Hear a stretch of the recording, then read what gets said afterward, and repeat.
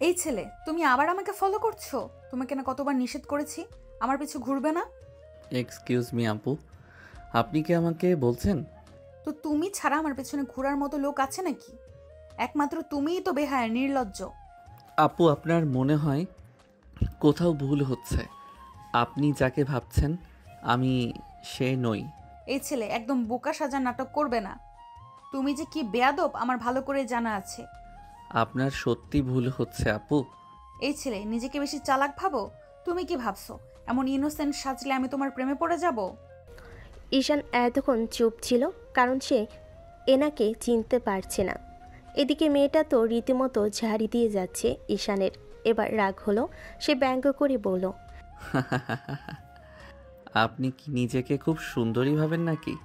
আপনার কি মনে হয় আপনার মতো বইরা মেয়েকে আমি প্রেমে ফেলতে যাব? কি বললে তুমি? আমি বুড়ো? তোমার এত বড় সাহস আমাকে বুড়ো বলো? তো বুড়োকে বুড়ো বলছি, এতে অপরাধ কি হয়েছে শুনি? শুনেন, আপনার মতো সিনিয়র ঝগড়াটে মেয়ের প্রেমে পড়ার শখ নাই আমার। তোমার এত বড় সাহস আমাকে ঝগড়াটে বলছো? একে তো এতদিন লাভ ইউ বলে মাথা খেয়েছো, এখন আবার এমন ঢং করছো মনে হচ্ছে জীবনে কখনো দেখোই নি আমাকে। এইবার একদম ঠিক কথা বলেছেন আপনি। সত্যি জীবনে কখনো আপনাকে দেখিনি। তোমার মতো অসভ্য ছেলের কাছ থেকে মিথ্যে কথা ছাড়া আর কি আশা করা যায়? এই বলে তুলি রেগে চলে গেল। আর ঈশান হতভম্ব হয়ে দাঁড়িয়ে রইল। সব তার মাথার উপর দিয়ে গেল। একে তো চিনে না এনাকে, তার উপর কত মিথ্যা অপবাদ দিয়ে গেল। ইস, এত বড় অপবাদ নিয়ে ঈশান বাঁচবে কিভাবে? তুলি রেগে চলে গেল ওর বান্ধবীর কাছে। ওর বান্ধবী বলল, কি রে, তোকে দেখে মনে হচ্ছে মেজাজ খুব গরম। কি হয়েছে এই সাত সকালে? আরে তোকে বলেছিলাম না একটা ছেলে আমাকে খুব বিরক্ত করে। আজ যখন ছেলেটা আমার পেছন পেছন আসছিল তখন আমি বললাম আমাকে বিরক্ত করবে না আর। ও মা, ছেলেটা আমাকে উল্টো ঝাড়ি মেরে দিল। সে বলে কি না আমাকে নাকি জীবনে প্রথম আছে দেখেছে।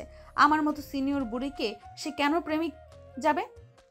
তুলির কথা শুনে রুহি হাসতে হাসতে শেষ। এই প্রথম তুলিকে কেউ বুড়ি বলল। যেখানে সব ছেলেরা ওর জন্য পাগল, সেখানে একটা পিচ্ছি ছেলে ওকে এসব বলে ঝাড়ি দিল। ব্যাপারটা খুব ফানি লাগলো রুহির কাছে। রুহি হাসতে হাসতে বলল, কি বললি তুই? ছেলেটা তোকে এসব বলেছে? হ্যাঁ বলেছে, তবে আর বলছি কি, আমাকে বলে কি না আমি নাকি ঝগড়ুটে। কত বড় সাহস ভাব এই ছেলের! যেখানে পুরো ভার্সিটি আমাকে দেখলে ভয় পায়, আর সেইখানে এই ছেলে আমার সাথে রীতিমতো তর্ক করে গেল। বাব্বা, ছেলেটা কিন্তু আসলেই জোশ। যেখানে তোকে দেখলেই সবাই কুপোকাত হয়ে যায়, আর সেখানে ছেলেটাকে ইগনোর করলো। শুধু ইগনোর না, নাটক করছে। এতদিন পেছন পেছন ঘুরে যে দেখেছে পাত্তা দেয়নি, অমনি তার পুরো ঘোল পাল্টে ফেলেছে। এমন ভাব করছে যেন চেনেই না। হতে পারে ছেলেটা তোকে সত্যিই চেনে না। তুই হয়তো ওকে অন্য কারোর সাথে গুলিয়ে ফেলেছিস। তোর কি আমাকে ইডিয়েট মনে হয়? ওটা ওই ছিল। ও কি ভাবছে আমাকে আমার চোখ ফাঁকি দিতে পারবে? কখনো পারবে না। এই তুলি কি জিনিস, ওকে হাড়ে হাড়ে বোঝাবো। আচ্ছা হয়েছে, আর রাগ করিস না। এখন চল যাই ক্লাসে।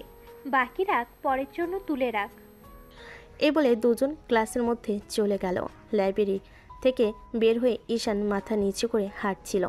মুখের এক্সপ্রেশন একদম যেন কেউ তার সব শান্তি কেড়ে নিয়েছে। হঠাৎ পেছন থেকে একটা কণ্ঠ, ও ভাই, দাঁড়া। মুখ এমন কেন? কারোর সঙ্গে আবার যুদ্ধ করেছিস নাকি? যুদ্ধ না ভাই, বরং যুদ্ধে হেরে গেছি মনে হয়। হেরে গেছিস মানে কার কাছে বল তো দেখি। এক বুড়ি আপুর কাছে। বুড়ি আপু মানে? বুড়ি আপু মানে? কবে থেকে তুই সিনিয়র মেয়েদের বুড়ি বলতেছিস? আরে ভাই, আজ এক আজব মেয়ের সাথে দেখা হলো। না চিনে না জানে, এসে বলল আমি নাকি ওর পিছনে পিছনে ঘুরি। আমি না বললাম জীবনে প্রথম দেখছি আপনাকে। সে উল্টা ঝাড়ি দিল, বলে আমি নাকি ওর প্রেমে পড়েছি। ভাই, তুই কপালে দাগ কেটে ফেলেছিস মনে হয়। সিনিয়র মেয়েদের সাথে তর্ক মানে আগুনে কি ঢালা। এখন বুঝবি কেমন ফাঁসলে। ভাই আমি কিছুই বুঝি না।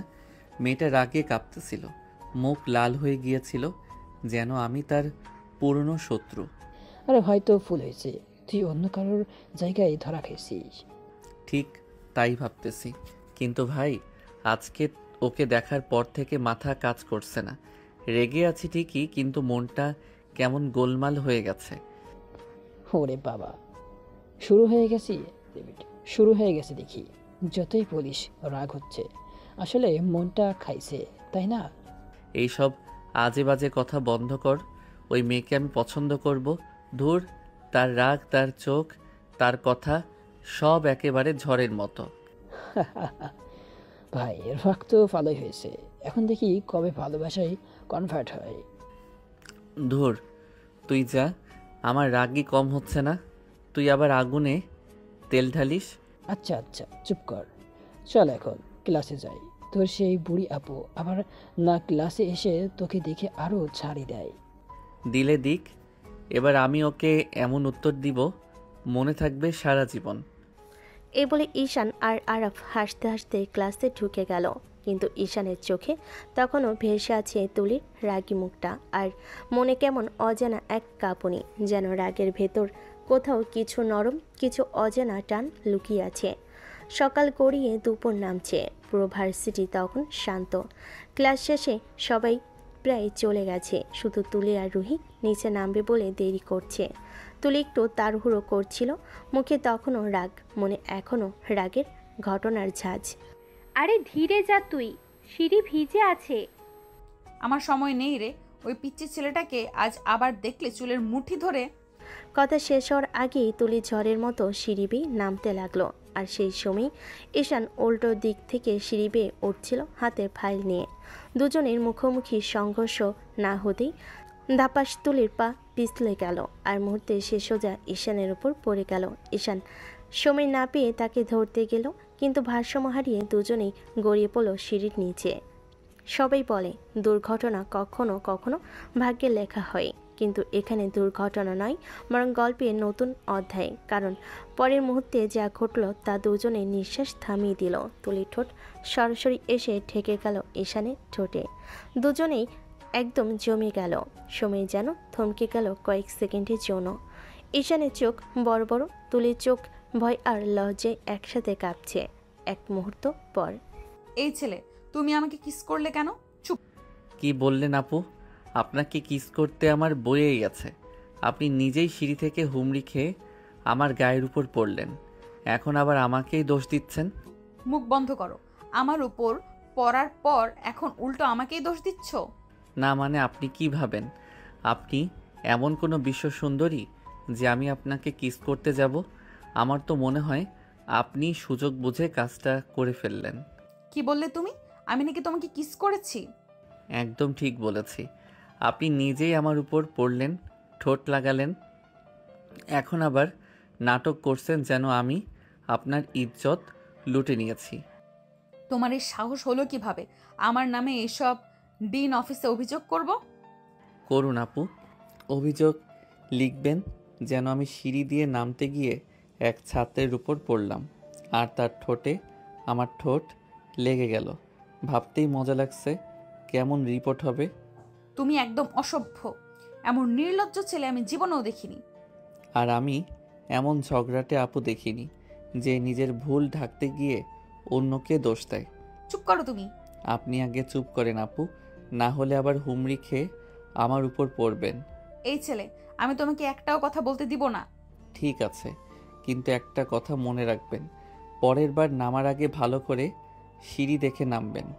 আমার গায়ের উপর নামার জন্য আগে থেকে বুকিং দিতে হবে কিন্তু। আমি তোমাকে মেরে ফেলবো। আগে ধরেন আপু, ধরতে পারলে মারেন। তুলি পেছন থেকে ব্যাগ ছুঁড়ে মারল, কিন্তু ঈশান তখন হাসতে হাসতে করিডোরের শেষ প্রান্তে চলে গেছে। তুলির মুখ লাল হয়ে উঠেছে, রাগে, লজ্জায় আর একটু অজানা অস্বস্তিতে। কি হলো রে তুই? সবাই বলছে তুই নাকি সিঁড়ি থেকে পড়ে গেছিস। কিছু হয়নি রে, একটা গাধা ছেলের উপর পড়ে গিয়েছিলাম, তাতে ওর অনেক সুখ। গাধা? নাকি কেউ মনে জায়গা করে নিয়েছে, বুঝলি? চুপ, একদম মুখ বন্ধ করো। তুলি চলে গেল ঝড়ের মতো, কিন্তু মনটা যেন ঝড়ের চেয়েও বেশি অশান্ত। ঠোঁট দুটো এখনও কাঁপছে, বুকের ভেতর অদ্ভুত ধুকপুকানি। অন্যদিকে ঈশান ক্লাসের দিকে হাঁটছে, মুখে সেই একই দুষ্টু হাসি। সিনিয়র আপু, খেলা কিন্তু এখন শুরু হলো। রাত গভীর, বারান্দার পর্দা হালকা দুলছে, চাঁদের আলো জানালা পেরিয়ে তুলির মুখে পড়ছে। সে বিছানায় বসে আছে, হাতে ফোন, কিন্তু চোখ স্থির দূরে কোথাও। মনে ভেতর আজ যেন অজানা এক যুদ্ধ চলছে। 2 দিন আগেও যে ছেলেটা আমার পেছনে ঘুরে ঘুরে বলতো আই লাভ ইউ আপু, একবার তাকাও না আপু, সেই ছেলেটা আজ এমন অভিনয় করছে যেন জীবনে আমাকে চেনেই না। এতদিনের নাটক করছিলে নাকি? তুলির কণ্ঠে ঝাঁজ, কিন্তু চোখে একরাশ বিভ্রান্তি। বুকের ভেতর কেমন অচেনা কাঁপুনি। সে জানে রাগে তার শরীর গরম হয়ে উঠছে, কিন্তু তবুও ভাবনা থামছে না। না, কিছু একটা আছে। এভাবে কেউ বদলে যেতে পারে না। ওর মতলবটা অন্য কিছু। ও কি আমাকে বোকা বানাতে চায়? না, হয়তো কোনো খেলায় মেতেছে। তুলির দৃষ্টি এক মুহূর্তের জন্য জানালার বাইরে থেমে যায়। দূরে কুকুরের ডাক, হালকা বাতাসে শাড়ির আঁচল তুলে ওঠে। ঠিক তখনই মনে পদ্মায় ভেসে ওঠে সেই বিকেলের দৃশ্য, সিঁড়ির ধাপ, হোঁচট খাওয়া, তারপর সেই অপ্রত্যাশিত মুহূর্ত। ঠোঁট, ঠোঁটের সাথে ঠোঁট। মুহূর্তেই তুলির শরীর হালকা কেঁপে উঠল। তার বুকের ভেতর ধক শব্দটা যেন আরও জোরে শোনা যাচ্ছে। গাল লাল হয়ে উঠেছে, চোখে মিশে গেছে একরাশ লজ্জার রাগ। না না, এইসব ভেবে লাভ নেই। ওই ছেলেটা ইচ্ছে করেই এসব করেছে। নাটক করছে যাতে আমি দুর্বল হয়ে পড়ি। আমার সাথে লাগতে এসেছো তো, আমি তোমাকে বোঝাবোই তুলি কি জিনিস। তুলির চোখে তখন জ্বলে উঠেছে প্রতিশোধের আগুন। ঠোঁট শক্ত করে চেপে ধরল, যেন প্রতিজ্ঞা করছে আগামীকালই তার মুখের সেই হাসিটা মুছে দেবে সে। রাতটা ধীরে ধীরে নেমে এলো, কিন্তু তুলির মনে ঝড় থামল না। ঘরের আলো নিভে গেল, তবু ওর মনে চলতে থাকলো সেই একই চিন্তা। ওর চোখে ওই অবজ্ঞার দৃষ্টি আমি ভুলবো না। পরের দিন সকালটা ছিল অদ্ভুতভাবে সুন্দর। রোদে ঝিলমিল আকাশে হালকা বাতাস, পাখির ডাক, কিন্তু তুলির মুখে সকালটা তেমন সুন্দর নয় একদমই। চোখে ঝড়, মুখে আগুনের ছায়া, সারা রাতের ঘুম উড়ে গেছে, আর মাথার ভেতর ঘুরপাক খাচ্ছে শুধু সেই ছেলেটা। তুলি হাঁটতে হাঁটতে মনে মনে ভাবে, আজ দেখি কালকের পর থেকে তার সাহস কত দূর যায়। আমার সঙ্গে মজা করবে, আবার নাচেনার ভান করবে। আমি তুলি এসব সহ্য করতে পারি না। তুলি ভার্সিটি গেট পার হতেই দূরে একটা ভিড় চোখে পড়ল। কয়েকজন ছেলে হাসাহাসি করছে, কারো হাতে কফির কাপ, কেউ আবার ফোনে কিছু দেখাচ্ছে, আর মাঝখানে দাঁড়িয়ে আছে সেই পরিচিত মুখ। সে হেসে হেসে কিছু বলছে, আর রুবেল আর বাকি বন্ধুরা তাতে হাসতে হাসতে পাগল। ঈশানের চোখে তখন একরাশ প্রশান্তি, যেন জীবনের কোথাও চিন্তা নেই। হঠাৎ তুলির চোখে চোখ পড়তে সে তাকে ইগনোর করে অন্যদিকে তাকালো। তখন সেই শান্তির মধ্যে হঠাৎ তুলি প্রবেশ করলো। তাদের দিকে এগিয়ে আসছে তুলি। চোখের দৃষ্টি এমন যে দূর থেকে দেখলেও মনে হয় আগুন ছিটাচ্ছে। তোমার এত বড় সাহস হলো আমাকে ইগনোর করার? সবাই এক মুহূর্তে থেমে গেল, হাসি থেমে গেল, পরিবেশ নিস্তব্ধ। ঈশান হালকা ঘাড় ঘুরিয়ে তুলির দিকে তাকালো, তারপর আবার ধীরে মুখ ফিরিয়ে নিল, যেন ওর কথায় কোনো মূল্যই নেই। এই, আমি তোমার সাথে কথা বলছি, শুনতে পাচ্ছ না তুমি? শুনতে পাচ্ছি আপু, কিন্তু আপনাকে ইগনোর করব কেন? আপনার সঙ্গে কি আমার আগে কোনো সম্পর্ক ছিল যে এখন না চিনে আমি ইগনোর করছি? চারপাশে চাপা হাসির শব্দ উঠল। তুলির মুখ লাল হয়ে গেল রাগে। এই ছেলে, তুমি কিন্তু বেশি বেশি করছো। না আপু, আমি না বেশি করছি না কম করছি। আপনি নিজেই যেচে পড়ে এসেছেন এখানে। আমি তো শুধু আমার বন্ধুদের সাথে কথা বলছিলাম। যেচে পড়ে এসেছি আমি? তুমি নিজেকে কি ভাবো হ্যাঁ, যে আমি তোমার কাছে পাত্তা পেতে আমি আসবো? আপনি তো বললেন আপনাকে ইগনোর করেছি, মানে আপনি আশা করেছিলেন আমি তাকাবো, কথা বলবো, হাসবো, না করলে ইগনোর। তাহলে তো আমাকেই বলছেন আপনার গুরুত্ব কতটা। তুমি সীমা ছাড়িয়ে যাচ্ছ। আমি সীমা ছাড়াইনি আপু, বরং আপনি নিজেই সীমা ভাঙছেন। আপনার রাগের বাষ্পে পুরো ক্যাম্পাস গরম হয়ে গেল মনে হয়। রুহি দূর থেকে সব কিছু দেখছিল। সে দৌড়ে এসে তুলির হাত ধরে টানল। তুই আবার ওর সাথে রাগ করে কেন ঝামেলা করছিস? সব ছেলেরা দেখছে। দেখুক, আমি পাত্তা দেই না। এই ছেলেটার মুখের দেমাক নামাতে হবে আমাকে। আপনি ঠিকই বলেছেন আপু, সবাই দেখছে, তাই বলছি এত রাগ করলে কিন্তু ভাববে আপনি সত্যি আমার উপর ফিদা। তুমি চুপ করো। আপনি আগে একটু ঠান্ডা হন, না হলে আবার সিঁড়ি বেয়ে নামতে গিয়ে আমার গায়ের উপর পড়বেন, তাতে আবার অভিযোগ আমার ঘাড়ে। তুলি কিছুক্ষণ স্থির হয়ে দাঁড়িয়ে রইল, মনে হচ্ছে এখনই ফেটে পড়বে, কিন্তু পরের মুহূর্তের জন্য সে ঘুরে দাঁড়িয়ে রুহিকে নিয়ে চলে গেল। চলে উঠছে, চোখে আগুনের শিকা। পেছন থেকে আর ফিস ফিস করে বলল, ভাই এখন তুই কপালে আগুন ঝেলে ফেলেছিস মনে হয়। এই মেয়ের চোখে যে রাগ দেখেছি, কাল পর্যন্ত বাঁচবে কিনা সন্দেহ। রাগের পেছনে একটা মজা আছে ভাই। যে মেয়ে রাগে কাঁপে সে একদিন ভালোবাসায়ও কাঁপে। আর দূরে দাঁড়িয়ে তুলি শুনে ফেলল সেই কথা।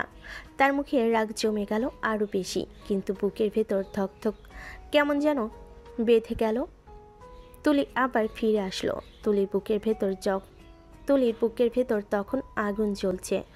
আশপাশে যারা দাঁড়িয়ে ছিল সবাই থম মেরে তাকিয়ে আছে তাদের দিকে। ঈশান একটাও কথা না বলে দাঁড়িয়ে আছে, মুখে হালকা একটা ব্যঙ্গ মিশ্রিত হাসি। ওর সব কিছু জানা, অথচ কিছুই বলছে না। তুমি এমন করে আমার সাথে আচরণ করছো কেন? আমি তোমাকে কিছু বলেছি? আমি কিছু বলিনি তো, আপনি নিজে এসে শুরু করেছেন। তুমি তুমি ঠিক আমার সাথে লাগতে এসেছো, তাই না?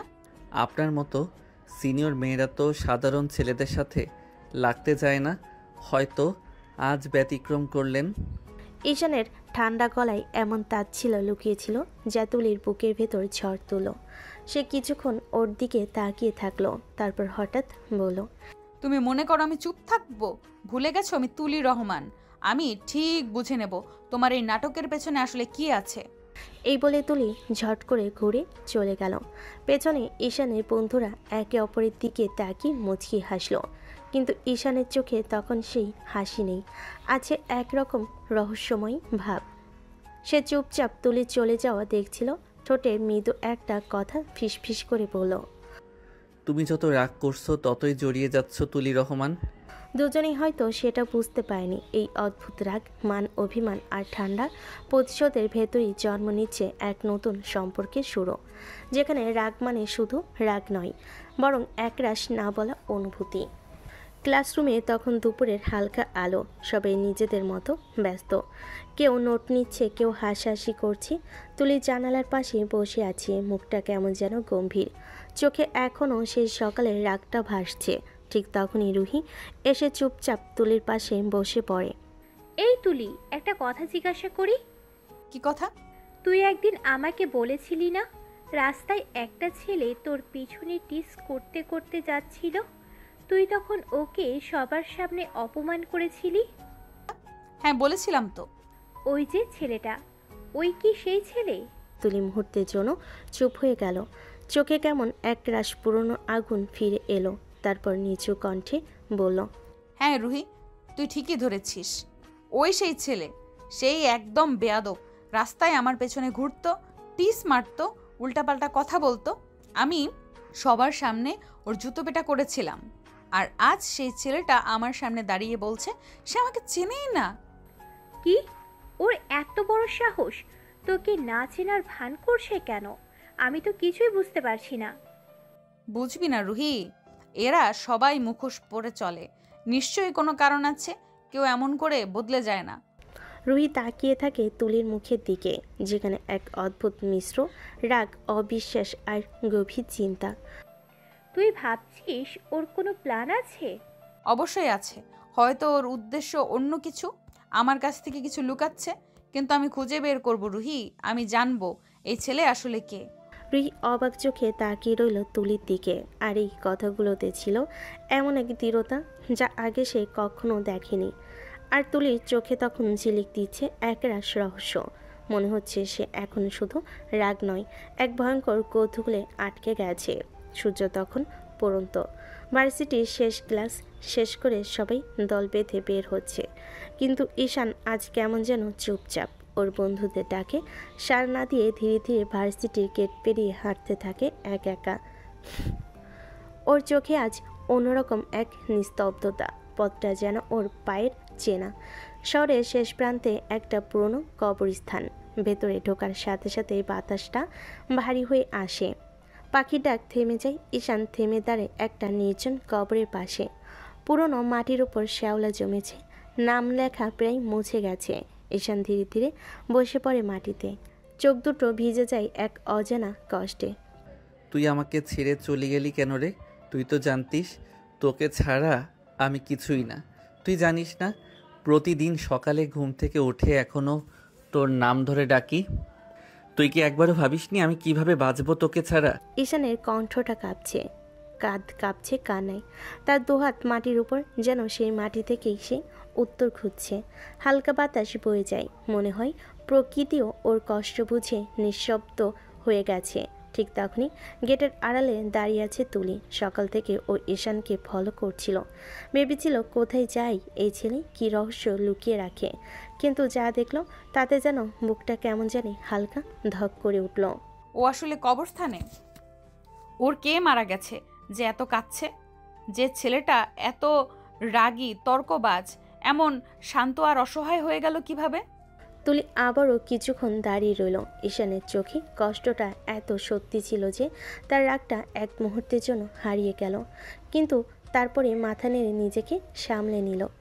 হয়তো ওর খুব কাছের কেউ, হয়তো কোনো আপনজন। কিন্তু ও এত লুকিয়ে এসেছে কেন? ওর ভেতরে আসলে কি লুকোনো আছে? তুলি আস্তে আস্তে পিছিয়ে যায়। গেটের বাইরে গিয়ে একবার পেছন ফিরে তাকায়। ঈশান তখনও কবরের পাশে বসে, দু চোখে অশ্রু জমে আছে। সূর্য পুরোপুরি ডুবে গেছে এখন। কবরস্থানের বাতাসে একটা শীতল রহস্যের গন্ধ ছড়িয়ে আছে। তুলির মনে হাজারো প্রশ্ন ঘুরপাক খাচ্ছে। ও আসলে কে? ও কাকে হারিয়েছে? আর কেন যেন ওর কান্নাটা তুলির বুকের ভেতরটা কেমন টনটন করে তুলছে। সে জানে না এই কান্নার পেছনে এমন এক গল্প আছে যা একদিন ওর নিজের জীবনটাই পাল্টে দেবে। ঈশান যখন বাড়ির গেট দিয়ে ঢুকলো, সারা রাতের ক্লান্তি আর কষ্ট তার চোখে স্পষ্ট। ঘরের ভিতরে শান্তি নেই, বুকের ভেতর ধকধক করছে আর হাত দু চোখ কেঁপে উঠছে। ঈশানের মা কিচেনের পাশ থেকে তাকিয়ে রইলেন, চোখে একটা মিশ্র অনুভূতি, দুশ্চিন্তা আর মায়া। বাবা, তুই কি আজ ওর কাছে গেছিলি? ঈশান হঠাৎ মায়ের দিকে গিয়ে জড়িয়ে ধরে, চোখ থেকে অশ্রু গড়িয়ে পড়ে, গলার বাঁধন ছিঁড়ে যায়। কেন চলে গেল মা? কেন আমার কাছে কিছুদিন থাকতে পারলো না? আমি কি পারতাম না ওর পাশে থাকতে মা? শুধু একটু, কিছুটা। মায়ের চোখ ভিজে আসে। সে ধীরে ধীরে ছেলের চুলে হাত বোলায়, শান্ত স্বরে বলে, সব কিছুই আল্লাহর নির্ধারিত বাবা। আল্লাহ হয়তো চায়নিও পৃথিবীতে থাকুক, হয়তো এমন কিছু লেখা ছিল যা ও যদি পৃথিবীতে থাকতো সেটা সম্ভব হতো না। সেই সব চিন্তা করছিস, সেটা সব ব্যর্থতা না, এইটা শুধু এক আল্লাহর পরিকল্পনা। ঈশান মার বুকের কাছে মাথা রাখে, কাঁদতে কাঁদতে চোখ মুছে। বাবা, হাত মুখ ধুয়ে নে, খেতে দি। আর মনে রাখিস, আমরা বেশি বড় লোক না, আমরা সাধারণ, তবে হৃদয় বড়। যে হৃদয় বড় তার ওই কষ্ট অন্যের জন্য আরও গভীর। ঈশান চোখ বন্ধ করে থাকে। মায়ের কথা শুনে মনটা কিছুটা শান্ত হয়, কিন্তু বুকের ভেতর কষ্ট আর নীরব ক্ষত এখনও আশ্রয় আছে। পরের দিন সকালটা ভার্সিটিতে, আকাশটা ঝকঝকে, কিন্তু তুলির চোখে কিছু ঝকঝকে নেই, বরং আগুনের ঝলক। সে ভার্সিটির গেট পেরোনোর সাথে সাথে চোখ পড়ল দূরে দাঁড়িয়ে থাকা ঈশানের দিকে। কি ব্যাপার, তুমি কালকে ভার্সিটি শেষে কবরস্থানে কেন গিয়েছিলে? আপনি কিভাবে জানলেন? আপনি কি আমাকে ফলো করছেন নাকি? হ্যাঁ জানি কোনোভাবে, আগে উত্তর দাও। আপনাকে আমি কেন উত্তর দিতে যাব? আমি তো আপনার কে? আর আপনার লজ্জা নেই নাকি সিনিয়র একটা মেয়ে হয়ে জুনিয়র ছেলের পিছু পিছু ঘুরতে? মুখ সামলে কথা বলো, আমি তোমার পিছু পিছু ঘুরি না। ও তাই যদি না ঘোরেন তাহলে জানলেন কিভাবে আমি কখন কোথায় যাচ্ছি? আপনি তো দেখছি ভীষণ ডেঞ্জারাস মেয়ে। এই কবে থেকে আমার পিছু নিয়েছেন? এই ছেলে, আমি তোমার পিছু কবে নিলাম? এতদিন ধরে তুমি আমার পেছনে আসছো আর এখন আমার উপরে দোষ চাপাচ্ছ? ভালোই তো। দেখুন আপু, আমি আপনাকে চিনি না, আপনার পিছু নেব কোন দুঃখে? তুলির চোখে রাগার অবিশ্বাসের ঝলক, ঈশানের চোখে ঠান্ডা কিন্তু লুকানো একরাশ আবেগ। কথার মধ্যে দুজনের মধ্যে একটা অদ্ভুত চাপ তৈরি হলো। তুমি কবে বুঝবে এই তুলি কারোর পেছনে পড়ে ভিজে যায় না? তুমি যতই চেষ্টা করো, মনে রাখবে আমি সহজে মাথা নিচু করি না। আপনি ঠিকই বলছেন আপু। আমি যত চেষ্টা করি দূরে থাকতে, ততই আপনি আমার কাছে চলে আসেন। এখানে আমার দোষ কোথায় বলুন তো? তোমাকে আমি দেখে নেব। এই মা, কি বলছেন? এতক্ষণ ধরে দেখেও হলো না, তাহলে কোন রুম বুক করব নাকি, যাতে আরও ভালোভাবে দেখতে পারেন? বেয়াদব ও অসভ্য, তোমাকে আমি মেরেই ফেলবো। ক্লাসের মধ্যে যে উত্তাপ বজায় ছিল তা মুহূর্তের মধ্যে চরমে উঠল। তুলির আগে চোখ ফাটিয়ে এক তাৎক্ষণিক থাপ্পড় মারার প্রস্তুতি নিল। ক্লাসরুমে যেন বিদ্যুতের সঞ্চার। সব ছাত্রছাত্রী চমকে তাকালেন। কোন দিকে ঝড় উঠবে সেটা দেখতে। তুমি কি সাহস করে? কিন্তু ঈশান এমনিতেই যে কোনো চমক আনতেই ভালোবাসে। সে হাত ঝট করে ধরে ফেলল তুলির। শূন্যতার ভিড়ে প্রায় চিৎকার উঠল। তারপর হঠাৎ করে সে তুলির হাতের তালুতে ঠঠ করে চুমু দিল। মনে হলো যেন সময় থমকে গেল। তুলি হতবাক হয়ে গেল। মাথার উপরে রাগ মুহূর্তে ঝাপসা হয়ে লাগলো লজ্জার লাল দেখায়। আপনি আমার সাথে লাগতে আসবেন না ম্যাডাম, এতে আপনার প্রেস্টিজ পাংচার হবে। তোমার এত বড় সাহস! তুমি আমাকে চুমু খাওয়ার সাহস কিভাবে পেলে? শোধবাদ করেছি তো। এর আগে আপনি আমার ঠোঁটে চুমু খেয়েছেন, আমি তো শুধুমাত্র হাতে খেয়েছি। আমার তো উচিত ছিল ঠোঁটের বদলে ঠোঁটেই খাওয়া। এই কথা শুনে ক্লাসে হাসি ছড়িয়ে পড়ল। কেউ খেসারত দিচ্ছে, কেউ লাজুক হেসে বলছে। তুলি রেগে বোম হয়ে গেল। তুলি রেগে কিছু বলতে যাবে, তার আগে রুহি তাকে টান দিয়ে নিয়ে গেল। চোখ বন্ধ কর শোনো, একটু শ্বাস নে, সব ঠিক হয়ে যাবে। তুলি রুহির হাত আঁকড়ে ধরে দাঁড়ালো। লজ্জার রাগের মিলনে সে কেঁপে উঠছে। আর ঈশান, সে অদ্ভুত শান্ত, কোনোভাবেই হাসি লুকাতে পারছে না। চোখে যেন একটা বিজয়ী কনফিডেন্স। আপনি রেগে গেলেন, সেটাও ভালো। রাগটা আপনার খুব মানায় আপু। আমি কি সত্যি ওর ঠোঁটেই চুমু খেয়েছি? না, এটা তো কেবল একটু দুর্ঘটনা ছিল। তুলি, আপনার রাগই আপনার সৌন্দর্য, আর আপনার লজ্জাই আপনার দুর্বলতা, যা আমি মানিয়ে নেব। সপ্তাহ শেষে ভার্সিটির হলরুমে বাতাসে একরকম উত্তেজনা। প্রিন্সিপাল মাইক হাতে দাঁড়িয়ে ঘোষণা দিচ্ছেন। সবাইকে জানানো যাচ্ছে এইবারের ট্যুর হবে সিলেটে। হ্যাঁ, ঠিকই শুনেছেন, 3 দিনের জন্য সিলেট। সবাই প্রস্তুত থাকুন। সকাল সকাল সবাই ট্যুরের জন্য বের হয়ে পড়েছে। কলেজের সামনেই হইচই লেগে গেছে। হাসাহাসি, ফটো সেশন, ব্যাগ ভর্তি নাস্তা আর গানের উচ্ছ্বাসে চারিদিক মতোয়ারা। সবাই গাড়িতে উঠে পড়েছে। বড় বাসটা প্রায় ভর্তি, শুধু একটাই সিট ফাঁকা ঈশানের পাশে। তুলি ভুরকুচকে দাঁড়িয়ে আছে, মুখে এমন ভাব যেন কেউ তার উপর অন্যায় করে ফেলেছে। এই ছেলে, তুমি এখান থেকে ওঠো, আমি এখানে বসবো। আপনি কোন দেশের মন্ত্রী? আপনার জন্য আমি উঠব কেন? আমি তোমার সিনিয়র, বুঝলে? সিনিয়রের কথা মানা উচিত। সিনিয়র তো ভালো কথা, কিন্তু পাশে বসতে তো আর আইন নিষেধ করেনি। আপনার জন্য উঠে দাঁড়িয়ে থাকবো, এই লেভেলের ভদ্র আমি না। তুমি একদম অশিক্ষিত, একদমই ডিসেন্ট না। ঈশান কাঁধ ঝাঁকিয়ে জানালার বাইরে তাকিয়ে বলল, তাই নাকি? তাহলে তো আমি ঠিক জায়গায় বসেছি সিনিয়র ম্যাডাম। তুলি হুড়মুড় করে রুহির দিকে ঘুরে বলল, এই রুহি, তুই ওর পাশে এসে বস, আমি এই ছেলের পাশে বসবো না। না রে সোনা, আমি জানালার পাশে না বসলে মাথা ঘুরে যায়। তুই একটু প্লিজ ম্যানেজ কর। না, আমি পারবো না ওর পাশে বসতে। এই ছেলেটা পুরো বিরক্তিকর। দেখুন সিনিয়র, আপনার রাগে বাতাস গরম হয়ে যাচ্ছে।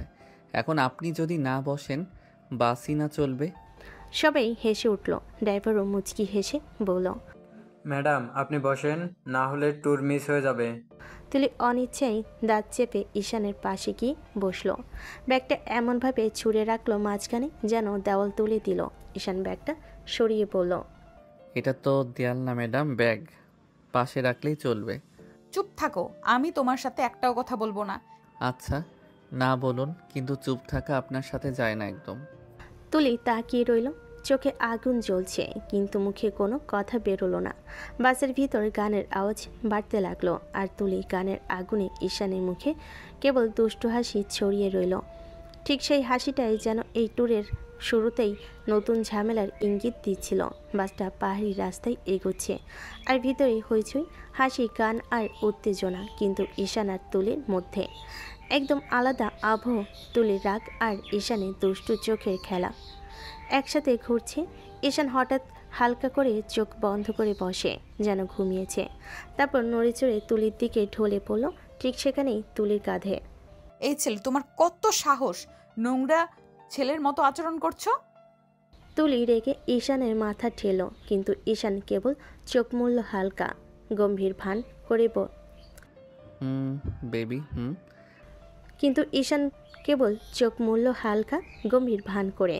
তুলি চোখ বড় করে তাকালো, রাগার হতভম্ব মিশ্রিত হয়ে হাত বাড়িয়ে ঈশানকে আরও ঠেলা দিল। কিন্তু ঈশান কি করছে? সে আবার ধীরে ধীরে তুলির দিকে ঠেলে আসছে। এবার পুরো শরীর জোরে ঘুমের ভান করে চুমু খেলো তুলির ঠোঁটে। বেয়াদব ছেলে, তোমার লজ্জা নেই নাকি? তুমি আমাকে চুমু খাওয়ার সাহস কিভাবে করছো? ঈশান এমনভাবে আস্তে আস্তে চোখ খুলো, মনে হলো যে সে কতক্ষণ ঘুমিয়েছে। তারপর সে পিটপিট করে তুলির দিকে তাকিয়ে বলল, আমি আপনাকে কেন চুমু খেতে যাব আপু? আমি তো আমার প্রেমিকাকে চুমু খাচ্ছিলাম, আর আপনি তো ধাক্কা দিয়ে আমার ঘুমের 12টা বাজিয়ে দিলেন। স্বপ্নে আমার প্রেমিকার কত কাছে এসেছিলাম, আপনার জন্য পুরো মুডের 12টা বেজে গেল। বেয়াদব ছেলে, এতদিন আমার পেছন পেছন ঘুরোস আর এখন নতুন প্রেম জুটিয়ে ফেলেছো। আবার আমাকে প্রেমিকা মনে করে চুমু খাওয়া হচ্ছে। আমি দেখাচ্ছি মজা তোমার। কি আর মজা বোঝাবেন? মজা তো নিতেই দিলেন না। ইস, প্রেমিকাকে জড়িয়ে ধরে চুমু খাওয়া যে কত মজা, আপনি তো সেই ফিলটাই নিতে দিলেন না আমাকে। তুলি রেগে আগুন চোখে তাকিয়ে রইল ঈশানের দিকে, কিন্তু ঈশান সেদিকে পাত্তা না দিয়ে আবার সিটে হেলান দিয়ে চোখ বন্ধ করলো। বাস চলতে থাকলো আপন গতিতে। সবাই সিলেট পৌঁছে হোটেলে নামলো। গাড়ি থেকে বের হতে হতেই পাহাড়ের বাতাস, নদীর নীরবতা আর ভোরের আলো সব মিলেমিশে সবাইকে আনন্দে ভরে দিল। রুহি, আমরা এক রুমে থাকবো। আমি আর তোমার সাথে আমার কয়েকটা বান্ধবী। এই রুমটা বুক করি। তুলির রুমে হেসে খেলে ঢুকে পড়ল তার বান্ধবীরা। চেয়ার আর সোফার উপর ব্যাগ ছুঁড়ে রেখে সবে ফ্রেশ হতে শুরু করলো। এদিকে ঈশান তার কয়েকজন বন্ধুর সঙ্গে আরেক রুমে ঢুকলো। বন্ধুরা, আমরা রুমটা ঠিক করেছি। এখানে আর কিছু মনে হয় না। শান্তি আর মজা আমাদের জন্য। ঠিক আছে, তুই যেহেতু ঈশান, দুষ্টমি তো হবেই। আরেকটি রুমে 4-5 জন মিলে তাদের ছোট্ট দল, কেউ ব্যাগ রাখছে, কেউ সোফায় বসে গল্প করছে। সব রুমে হেসে খেলে আর দুষ্টামির আওয়াজ। তুলি রুমের পাশে দাঁড়িয়ে পড়ল। চলো সবাই ফ্রেশ হয়ে নাও, তারপর আমরা বের হব। এই ট্রিপটা তো মিস করা যাবে না। ঠিক বলছিস, নাস্তা খাওয়া শেষ, তারপর পুরো সিলেট আমাদের। সবে ফ্রেশ হয়ে নাস্তা করলো, চা, পাউরুটি, ছোট ছোট স্যান্ডউইচ। রুমের মধ্যে হাসি, গল্প আর হালকা খুনসুটি। তুলি আর রুহি একে অপরের দিকে চোখ পাকাচ্ছে আর বান্ধবীরা একে অপরের সঙ্গে ফটো তুলছে। ঈশানের রুমেও একইভাবে দুষ্টামির আবহ। একেবারে বন্ধুরা একে অপরকে হাসাচ্ছে, ছোট ছোট রসিকতা করছে। ঈশান চোখে কৌতুক, মনি একরাশ দুষ্টামি। সকালে সবাই হোটেল রুম থেকে বের হয়ে রাস্তায় নামলো। সিলেটের তাজা পাহাড়ি হাওয়া, দূরে নদীর নীরব স্রোত আর সবুজের সমারোহ সব মিলেমিশে ভ্রমণটাকে আনন্দে ভরে দিল।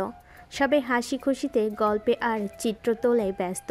পথের ধারে ছোট ছোট দোকান, চা বাগানের সৌন্দর্য আর সাদা মেঘের আড়ালে লুকানো পাহাড় যেন পুরোটা দিনকে এক অন্যরকম আনন্দময় মুহূর্তে রূপান্তরিত করল। মেয়েরা তুলিসহ ঝর্ণার ধারে পৌঁছে গেল। জাফলংয়ের স্বচ্ছ জল আর উঁচু চূড়ার মাঝে ঝর্ণার ঢেউ, সবাই উৎসাহে ভেসে উঠল। তুলি হালকা ড্রেস পরেছিল, পানি ছুঁলে তার ড্রেস শরীরের আকার অনুযায়ী ভিজে যায়। কিছুটা ঝর্ণার পানিতে নেমে যাও শরীরের প্রতিফলন দেখতেই ঈশান হঠাৎ রেগে উঠল। আপনার কি বুদ্ধি নেই নাকি? পানিতে এমন হালকা ড্রেস পরা যায় না, আপনি জানেন না? ঈশান দ্রুত তুলিকে টেনে পাশে আনলো, নিজের শার্ট খুলে হালকা ড্রেসের উপর পরিয়ে দিল। তুলির চোখ বড় হয়ে রাগার লজ্জে মিলেমিশে উঠল। সরি, আমার খেয়াল ছিল না। এই বিষয়ে আপনার খেয়াল রাখা উচিত ছিল আপু। ঈশান তারপর ধীরে ধীরে পিছিয়ে গেল, তার বন্ধুদের সঙ্গে মিশে গেল। আর তুলি দাঁড়িয়ে দাঁড়িয়ে মনে মনে ভাবল, ছেলেটাকে যত খারাপ ভেবেছিলাম এতটা খারাপ না। মনে হয় সে শুধু রাগ দেখিয়েছে, কিন্তু মেয়েদের সম্মান জানে। আমার জন্য, আমার নিরাপত্তার জন্য তো সে যত্ন নিয়েছে। ঝর্ণার ধারে সমস্ত মেয়ে আনন্দে ভেসে চলল, আর তুলির চোখে ঈশানের প্রতি হালকা নতুন ধরনের শ্রদ্ধা আর কৌতুক জাগল।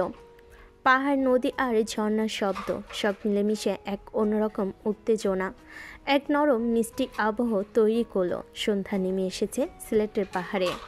সূর্য ঢলে যাচ্ছে নদীর উজ্জ্বল জলে, আর চারপাশে সবুজে লুকোচুরি খেলছে সন্ধ্যার হালকা ছায়া। সবাই হোটেলে ফিরছে, ক্লান্তি, হাসি আর আনন্দ সব মিলেমিশে একটি নিখুঁত দিনের শেষ মুহূর্তে। তুলি ধীরে ধীরে হোটেলের কক্ষে ঢুকলো। সবাই ব্যাগ রেখে ফ্রেশ হচ্ছে, কিন্তু তুলির চোখ বারবার খুঁজছে সেই একজনকে, ঈশানকে। ও কেমন করে যেন আজ সারাক্ষণ আমার চোখ এড়াচ্ছে।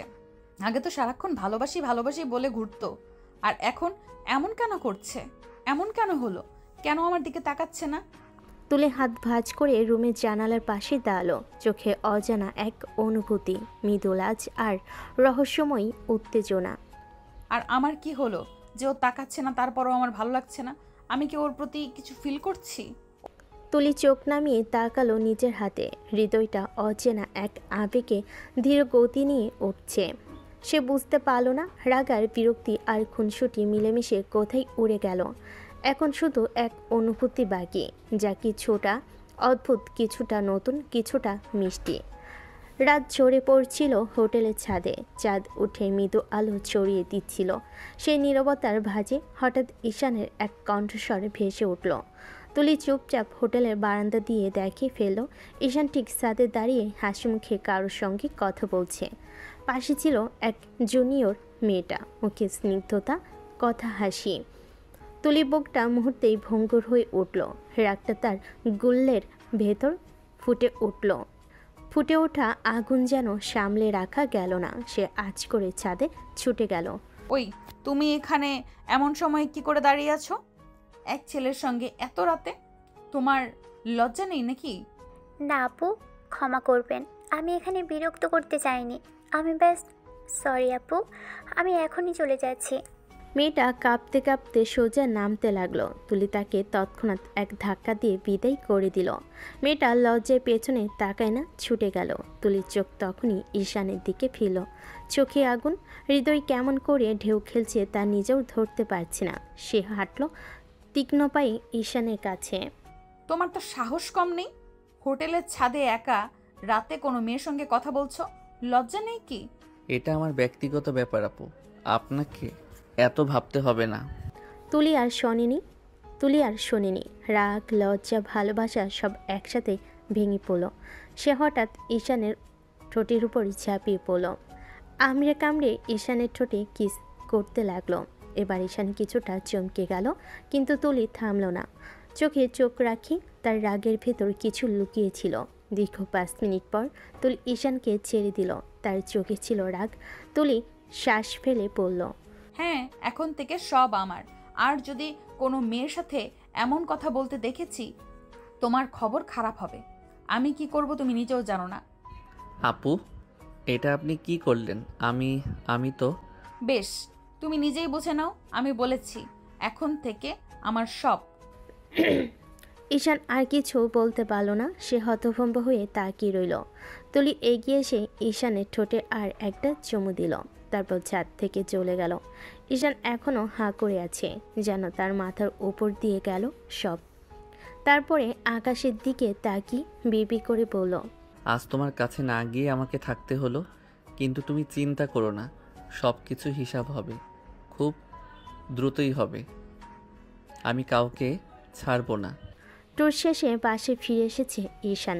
দরজার ওপারে দাঁড়িয়ে থাকা মা একটু কৌতূহল আর হালকা উদ্বেগ নিয়ে ঈশানকে জিজ্ঞেস করল, কেমন ঘোরাঘুরি করেছো বাবা? সবাই ঠিক আছে তো? জানো তো মা, তাকে ছাড়া আমার সব কিছু অসম্পূর্ণ। ওর জন্য কিছুই যেন পূর্ণ হয় না। তুমি যে কাজটা করছো সেটা তো ঠিক হচ্ছে না বাবা। এতেও কি শান্তি পাওয়া যায়? মনের শান্তির জন্য কিছু কিছু কাজ করা যায় মা, সব কিছুর তো হিসাব আছে, কাউকে তো এভাবে ছেড়ে দেওয়া যায় না। মায়ের চোখে ভ্রুক্ষেপ আর উদ্বেগ, আর ঈশানের চোখে কিছুটা রহস্য আর অদৃশ্য তীব্রতা। ঘরের নীরবতা যেন এক মুহূর্তের জন্য জমে রইল।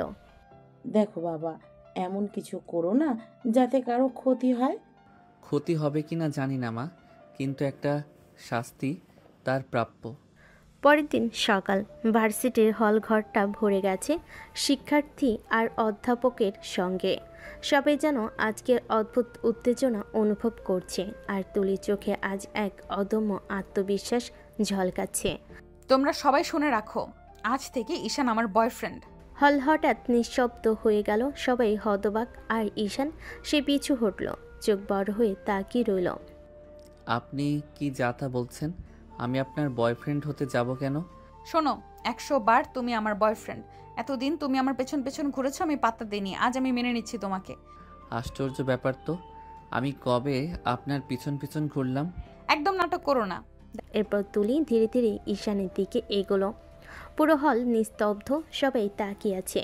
তুলির চোখে আগুন আর কোমলতা, আর ঈশানের চোখে বিস্ময় আর অচেনা উত্তেজনা। হঠাৎ তুলির ঠোঁটের স্পর্শ এক মুহূর্তে ঈশানের ঠোঁটের সঙ্গে মিলিত হলো। চুম্বনটি এক অদ্ভুত ধ্রুপদী অনুভূতি নিয়ে হাজির। পুরো হল যেন স্থির হয়ে গেল, শুধু দুজনের নিঃশ্বাস ভেসে যাচ্ছিল। দেখো, সবার সামনে আমি আমার অধিকার বিস্তার করলাম। এবার কেউ তোমার চোখে চোখ তুলে তাকাতে পারবে না। আজ থেকে আমরা রিলেশনশিপে আছি। হল ভেসে উঠল আনন্দময় কণ্ঠস্বর আর চুম্বনের রোমাঞ্চের নীরবতায়। ঈশান কিছু বলতে পারল না, শুধু চোখ রাখল। মনে হলো এখন থেকে তার জীবন পুরোপুরি অন্যভাবে শুরু হয়েছে। বিকেলের নরম আলোয় ভার্সিটির ক্যান্টিনের পাশে বসে আছে তুলি আর রুহি, দুজনের হাতে ঠান্ডা কফি, কিন্তু তুলির মুখে কফির থেকে বেশি তেজ, চোখে এখনও সেই সাহসী ঝলক যা সকালে সবাইকে চমকে দিয়েছিল। রুহি একটু হেসে বলল, কি রে, তুই তো ঈশানকে একদম পছন্দ করতি না, আজ হঠাৎ কি হলো তোর? একদম ওর প্রেমে পাগল হয়ে গেলি মনে হচ্ছে। তুলি কফির কাপটা হাতে ঘুরিয়ে হালকা হেসে বলল, জানিস রে রুহি, আমি নিজেই বুঝতে পারছি না কখন কিভাবে সবকিছু বদলে গেল। ঈশানকে যতটা এড়াতে চেয়েছিলাম, ততটাই যেন ও আমার মনে ঢুকে গেল। আজকে মনে হচ্ছে আমি ওকে সত্যিই ভালোবেসে ফেলেছি। তুই ভালোবাসিস?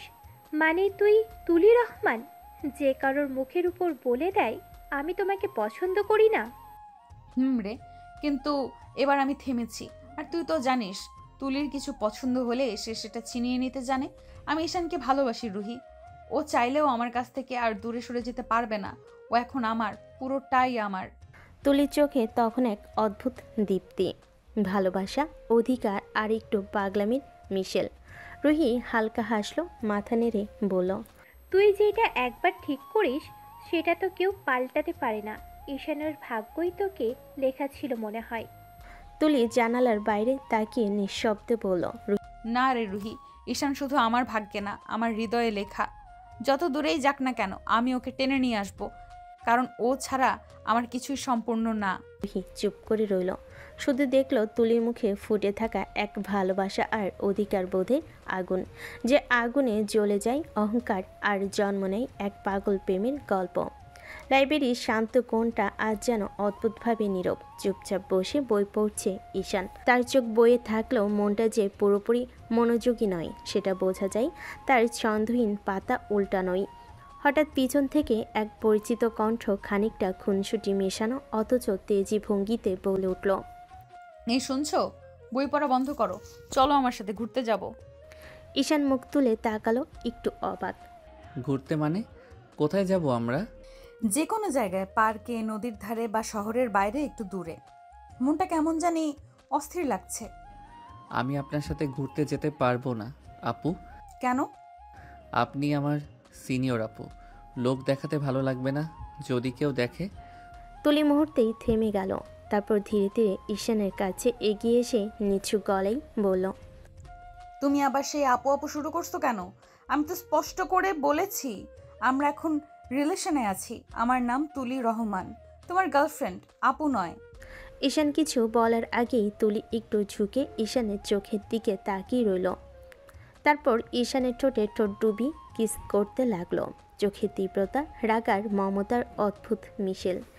ভালো করে শুনে রাখো, আর একবার আমাকে আপু বললে সত্যিই রাগ করে চলে যাব আমি। তোমার কাছে আমি বোনের মতো, না বোঝো? আমি তোমাকে ভালোবাসি, বুঝেছো? তুমি না চাইলেও আমার জীবন এখন তুমি আছো, আর এটাই সত্যি, সত্যিটা মেনে নাও। ঈশান চুপ করে রইল, চোখ নামিয়ে নরম গলেই বলল, তুমি জানো আমি কখনো তোমাকে অসম্মান করতে চাই না, কিন্তু তোমার রাগে আমি হারিয়ে যাই তুলি। তুলি গভীর নিঃশ্বাস নিল, তারপর হঠাৎ ঈশানের হাতটা নিজের হাতে তুলে নিল। চোখে দুষ্টু ঝিলিক, মুখে নরম হাসি। চলো, এখন আর কোনো অজুহাত না। তোমার বই অনেক পড়া হয়েছে, এবার আমার সাথে একটু পৃথিবীটা দেখো। ঈশান কিছুটা লজ্জা পেয়ে তার দিকে তাকালো, তারপর ধীরে ধীরে উঠে দাঁড়ালো। তুলির হাত শক্ত করে ধরা, যেন সে এখন আর ছাড়বে না। নদীর ধারে সোনালি আলো পড়েছে, হালকা হাওয়া দুলছে, গাছের পাতা আর পানি খেলে খেলে ঝলমল করছে। তুলির পায়ের চন্দে মিশছে নদীর ধারের নরম বালি। হাত ধরে হাঁটছে ঈশান, তুলির ঠোঁটের কোণে হালকা হাসি, চোখে কৌতূহল। দেখছো কি তুমি? শান একদম থেমে গেল, চোখে আলতো মুগ্ধতা। দেখছি দেখছি তোমাকে, তুমি আসলে অনেক সুন্দরী তুলি। বাবা, এতদিন তো আমাকে পাত্তাই দিতে চাইতেছিলে না, আজ হঠাৎ কিভাবে এত প্রশংসা? ঈশান নরম হেসে শুধু মাথা নাড়ল, কিছু বলল না। চোখে আড়ম্বরহীন সততা, হাতের স্পর্শে নদীর হাওয়া আরও মৃদু মনে হলো। দুজন ধীরে ধীরে হাঁটতে হাঁটতে ফুচকার দোকানের দিকে গেল। চলো একটু ফুচকা খাই। ঠিক আছে, তবে তুমি খাওয়ার সময়ে একটু সাবধানে, না হলে নাকের পানি চলে আসবে। আরে বাবা, তুমি তো আসলেই অনেক বেশি দুষ্ট।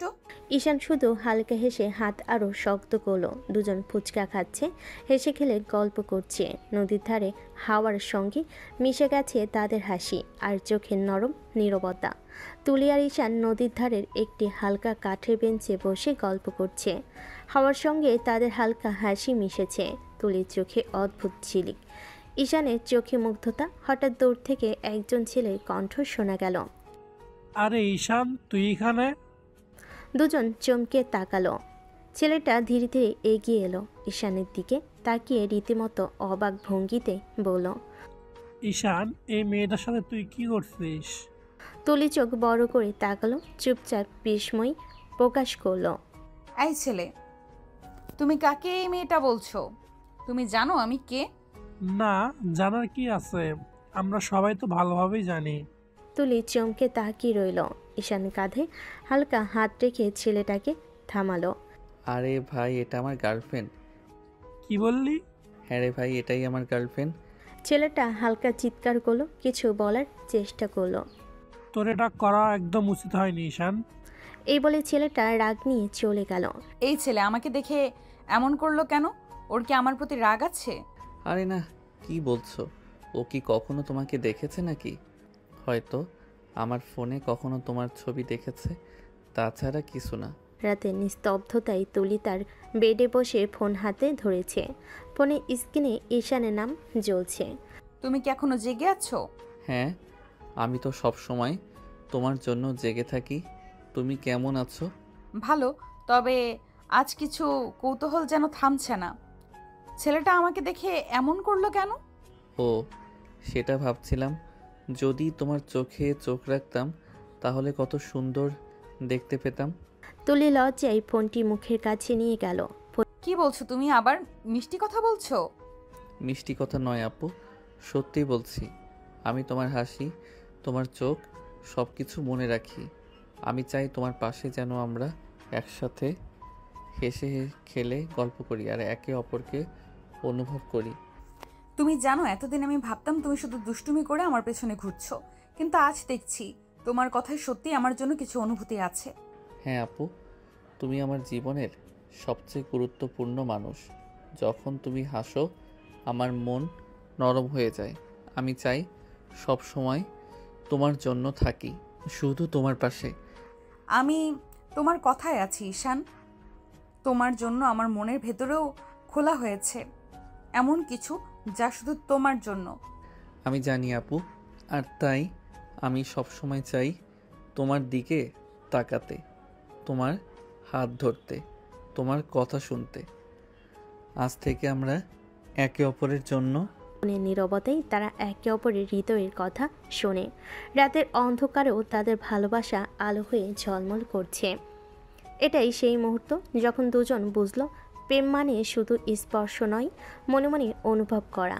সকালে ঈশানের মা রান্নাঘরে চা বসিয়েছিলেন। ঈশান ঘরে ঢুকতেই মা মৃদু কণ্ঠে বললেন, বাবা, আজ তো তার মৃত্যুবার্ষিকী। আমি ভুলিনি মা, ওকে কি আমি কখনো ভুলতে পারি? মা তার কাঁধে হাত রাখলেন, নিঃশব্দে সমর্থন জানালেন। মা, তুমি একটা কাজ করো, আজ কিছু আয়োজন করা হবে গরিব বাচ্চাদের জন্য। আমি নিজে গিয়ে তাদের খাইয়ে আসব। আর মাওলানা সহকারে আমি কবর জিয়ারত করতে যাব। ওর স্মৃতিতে কিছু শান্তি চাই। ঠিক আছে বাবা, আল্লাহ তোর চেষ্টার জন্য তৃপ্তি দিক। দুপুরের আলোতে ঈশান বের হয়। কবরস্থানে পৌঁছে সে ধীরে ধীরে মাটির ওপর বসে, হাত দিয়ে মাটিকে স্পর্শ করল। তুই আমাকে ছেড়ে চলে গেলে, কিন্তু আমি তোর স্মৃতি নিয়ে বাঁচছি। তুই জানিস ছাড়া তোর আমার জীবন অসম্পূর্ণ। মাওলানা পাশে দাঁড়িয়ে নামাজের দিক নির্দেশনা দেয়। ঈশান তাদের সঙ্গে কিছুক্ষণ মোনাজাত করে। চোখে অশ্রু ধরে রাখতে পারছে না। তার ভেতরের কান্না নীরব, তার হৃদয় পুরোপুরি তার জন্য খোলা। কবরস্থানের পর ঈশান বের হয়। রাস্তার ধারে অপেক্ষা করছে গরিব বাচ্চারা। তাদের হাতে ব্যাগ থেকে খাবার তুলে দিয়ে এক একে তাদের খাওয়াতে শুরু করে। খাও ছোট্ট ভাইয়া, তোমাদের মুখে হাসি থাকা খুব গুরুত্বপূর্ণ। কি রে ঈশান, কেমন চলছে? বন্ধু, আজ একটু আবেগের দিন। কিছু স্মৃতি, কিছু ভালোবাসা আর কিছু মানুষের জন্য খুশি তৈরি করতে হবে। দুজন হারানো মানুষের চিত্তে ভরা দিন, আবার অন্যদের জন্য ভালোবাসা ছড়ানো। এটাই ঈশানের শক্তি, ঈশানের পথ। আজও হারানো মানুষটি চাই সে বাঁচে ভালোবাসা দিয়ে। ভার্সিটির সকালটা আজ একটু অন্যরকম। সূর্যের আলোয় ক্যাম্পাসটা ঝলমল করছে, আর তার মাঝখানে তুলি আর ঈশান হাঁটছে পাশাপাশি। তুলির হাতে ঈশানের হাত, দুজনেই হাসছে নিঃশব্দে, যেন চারপাশে দুনিয়া থেমে আছে তাদের জন্যই। শোনো, আমি ভাবছি একটা নাম রাখা যায়, দুষ্টু প্রেমের জুটি। ওটা নাম নাকি শাস্তি? শাস্তি না, বাস্তব। তুমি তো দুষ্টু, আমি রাগী, পারফেক্ট জুটি, তাই না? রাগী ঠিকই, কিন্তু যখন হাসো তখন পৃথিবীর সব রোদ তোমার মুখে জমে যায়। এইসব মিষ্টি কথা শুনে আমি কিন্তু সিরিয়াসলি আরো প্রেমে পড়ে যাচ্ছি, জানো? আমার তো মনে হয় আমি অনেক আগেই পড়ে গেছি, শুধু তুমি বুঝোনি তখন। দুজনেই হাঁটতে হাঁটতে নদীর ধারে গেল। হালকা বাতাস তুলির চুল উড়িয়ে দিচ্ছে। ঈশান সেই চুল ঠিক করে দিল ধীরে। তুলির বুক ধকধক করে উঠল। তার মনে হচ্ছিল ঈশানের ছোঁয়াতেই যেন শান্তি, নিরাপত্তা, ভালোবাসা সব কিছু একসাথে লুকানো। ভার্সিটিতে সবাই এখন জানে তুলি আর ঈশান মানে প্রেমের আলাদা সংজ্ঞা। ক্যান্টিনে ওরা পাশাপাশি বসে চা খায়। লাইব্রেরিতে বই পড়ার অজুহাতে একে অপরের চোখে হারিয়ে যায়। বন্ধুরা ঠাট্টা করে বলে, দেখছিস তুলি আপু এখন কেমন নরম মাখন হয়ে গেছে। আর ঈশানও এখন ক্লাসে মনোযোগ না দিয়ে শুধু ওর দিকেই তাকিয়ে থাকে। আমাদের ভালোবাসা নিয়ে কেউ কিছু বলবে না, এটা শুধু আমাদের, ঠিক আছে? তুমি আমার পাশে থাকলেই আমি পুরো পৃথিবী ভুলে যেতে পারি তুলি। আর আমি তোমার থেকে 1 ঘন্টা দূরে থাকলেই মনে হয় নিঃশ্বাস বন্ধ হয়ে যাচ্ছে। তাদের চোখে চোখ, নিঃশব্দে কথা বলে যায় হাজারো অনুভূতি। এটাই হয়তো ভালোবাসা, যেখানে কথা কম কিন্তু হৃদয়ের শব্দ সবচেয়ে জোরে শোনা যায়। বিকেলের হালকা আলো জানালা দিয়ে পড়ছে। ভার্সিটির ক্যান্টিনে আজ ভিড় কম। তুলি আর ঈশান এক কোণে বসে চা খাচ্ছে।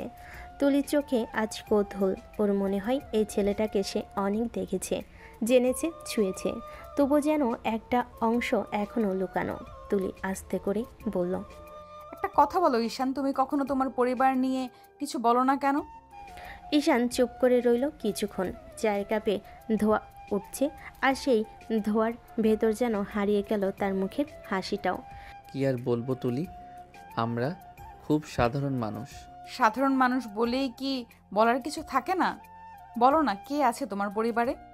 ঈশান একটু থেমে গভীর নিঃশ্বাস নিল, তারপর আস্তে বলল, শুধু মা। শুধু মা? আর কেউ নেই তোমার? বাবা ছোটবেলাতেই মারা গেছে, আর এক ভাই ছিল, সেও 1 বছর আগে মারা গেছে। তুলি হঠাৎ স্তব্ধ হয়ে গেল। চায়ের কাপে হাত রেখে তাকিয়ে রইল ঈশানের মুখের দিকে। কিভাবে মারা গেল ও? ঈশান কিছুক্ষণ চুপ করে রইল। তার চোখে এখন এক দৃষ্টি যা তুলি আগে কখনো দেখনি। দুঃখের, কিন্তু সেই দুঃখের আড়ালে লুকানো একটা ভয়ঙ্কর গোপন কিছু।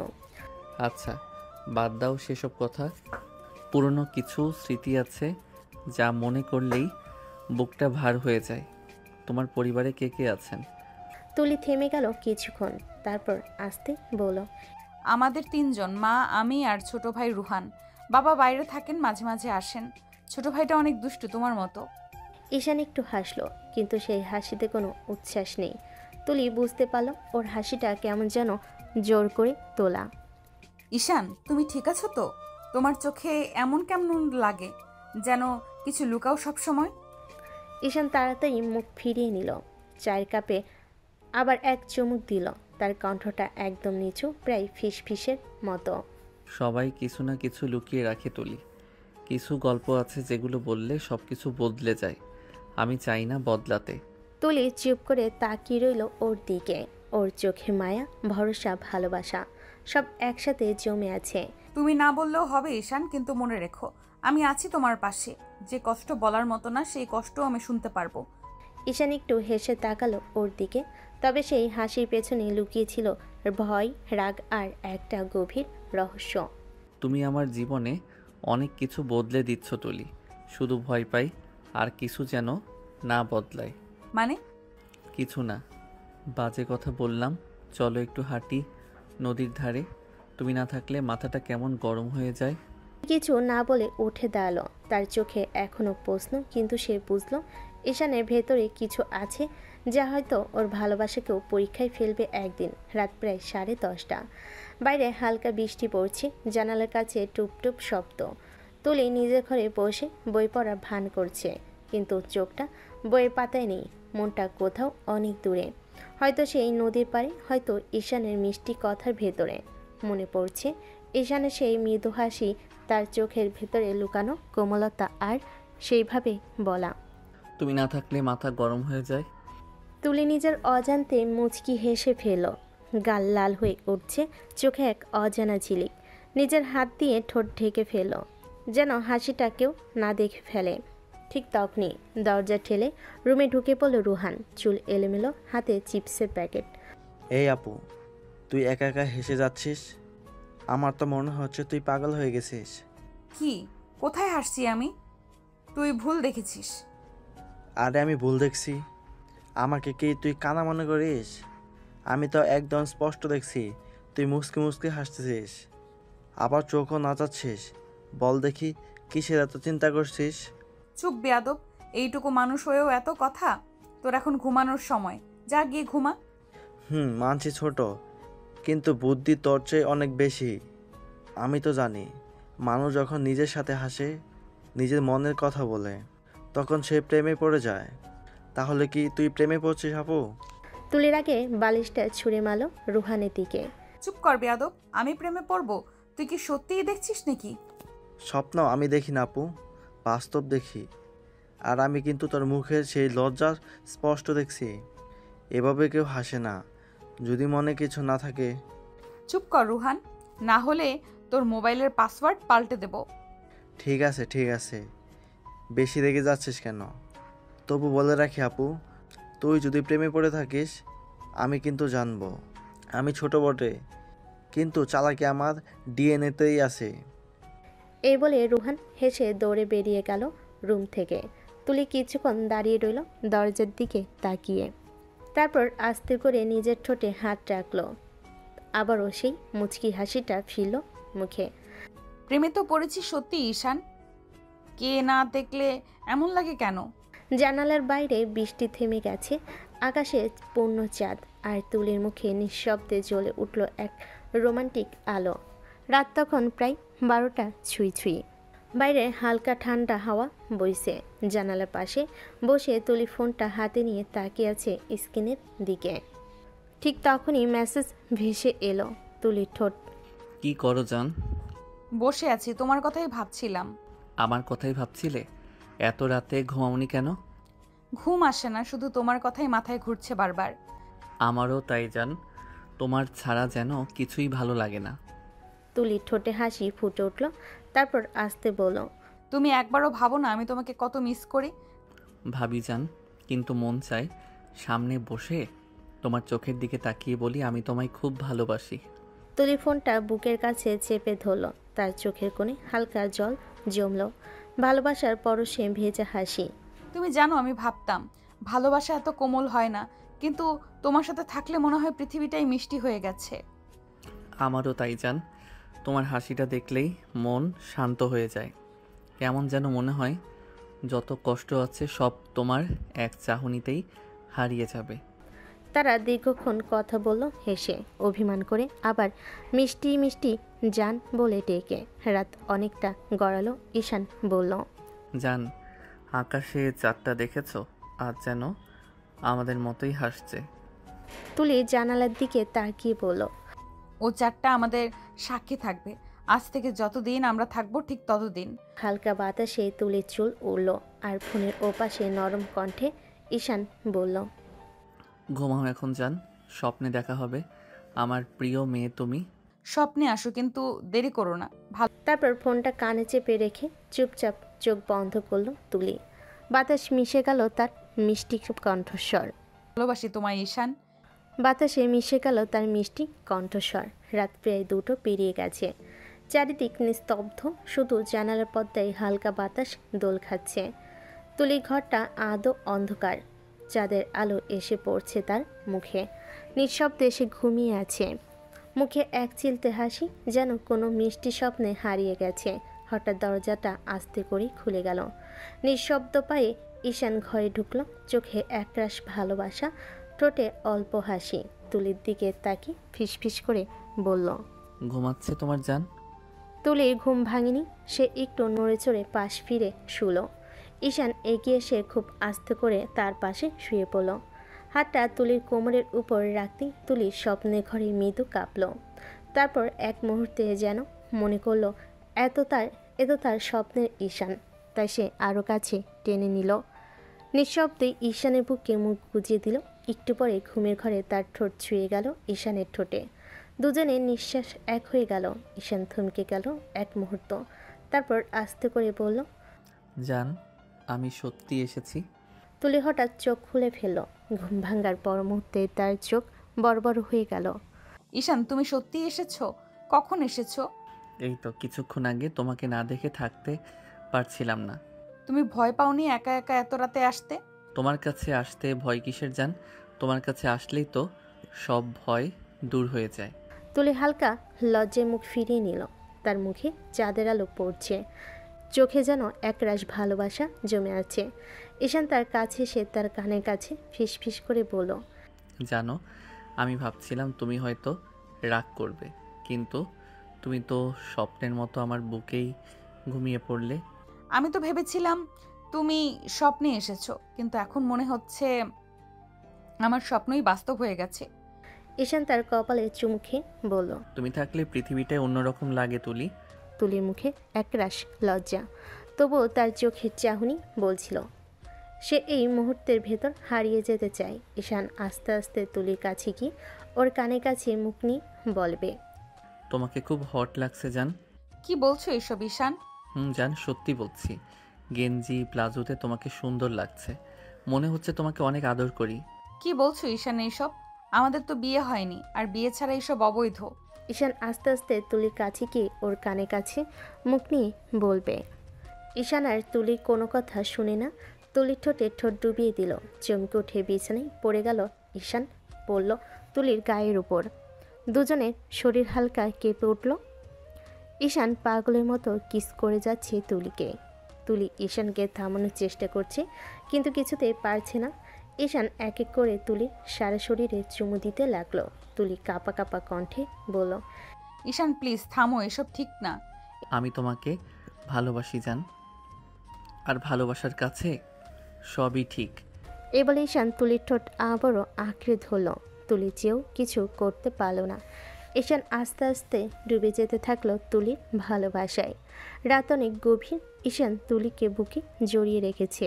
তুলি বলল, এটা তুমি কিভাবে করলে ঈশান? লোকে জানলে কি বলবে? কেউ কিছু জানবে না জান, আমরা তো একে অপরকে ভালোবাসি। একজন আরেকজনকে বিয়ে করব, তাহলে এত ভয় পাচ্ছ কেন তুমি?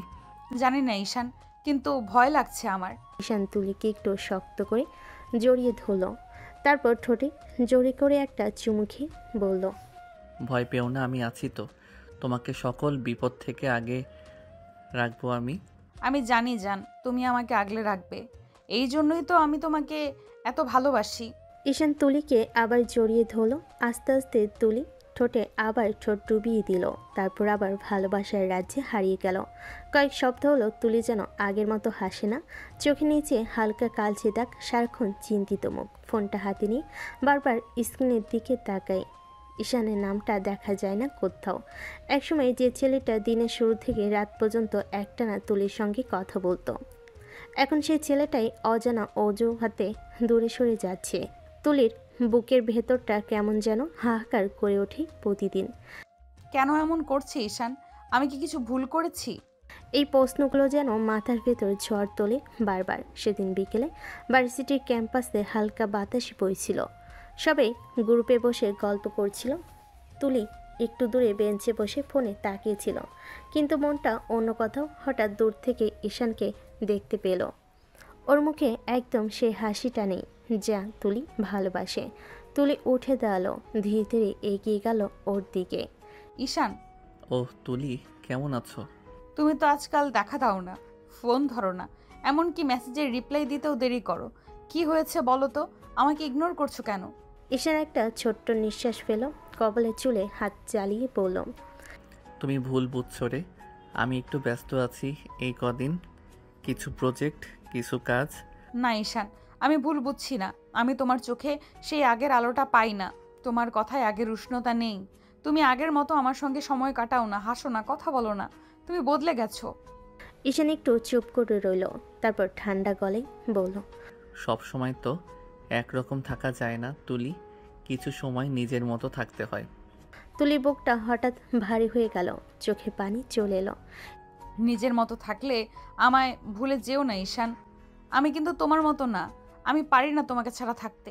ঈশান তাকিয়ে রইল তার দিকে, কিন্তু কোনো উত্তর দিল না, শুধু বলল, আমি পরে কথা বলবো, একটু কাজ আছে। তুলি কিছু বলতে চেয়েও থেমে গেল, চোখের কোণ বেয়ে নেমে এলো অশ্রু। সেই রাতে তুলি ফোনের স্ক্রিনে তাকিয়েছিল অনেকক্ষণ। অনলাইন দেখলো, ঈশানের রিপ্লাই নেই। সে লিখল, ঈশান, তুমি কি সত্যিই আমার থেকে দূরে চলে যাচ্ছ? একটু পরেই দেখলো সিন, কিন্তু কোনো রিপ্লাই নেই।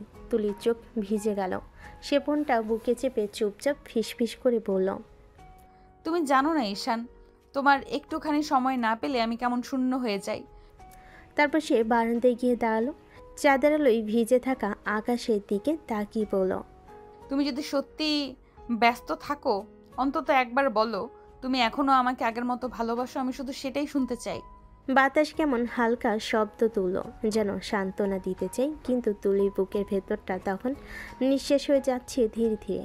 পরদিন সকালে ঈশান ভার্সিটিতে আসলো, তুলির দিকে তাকানি।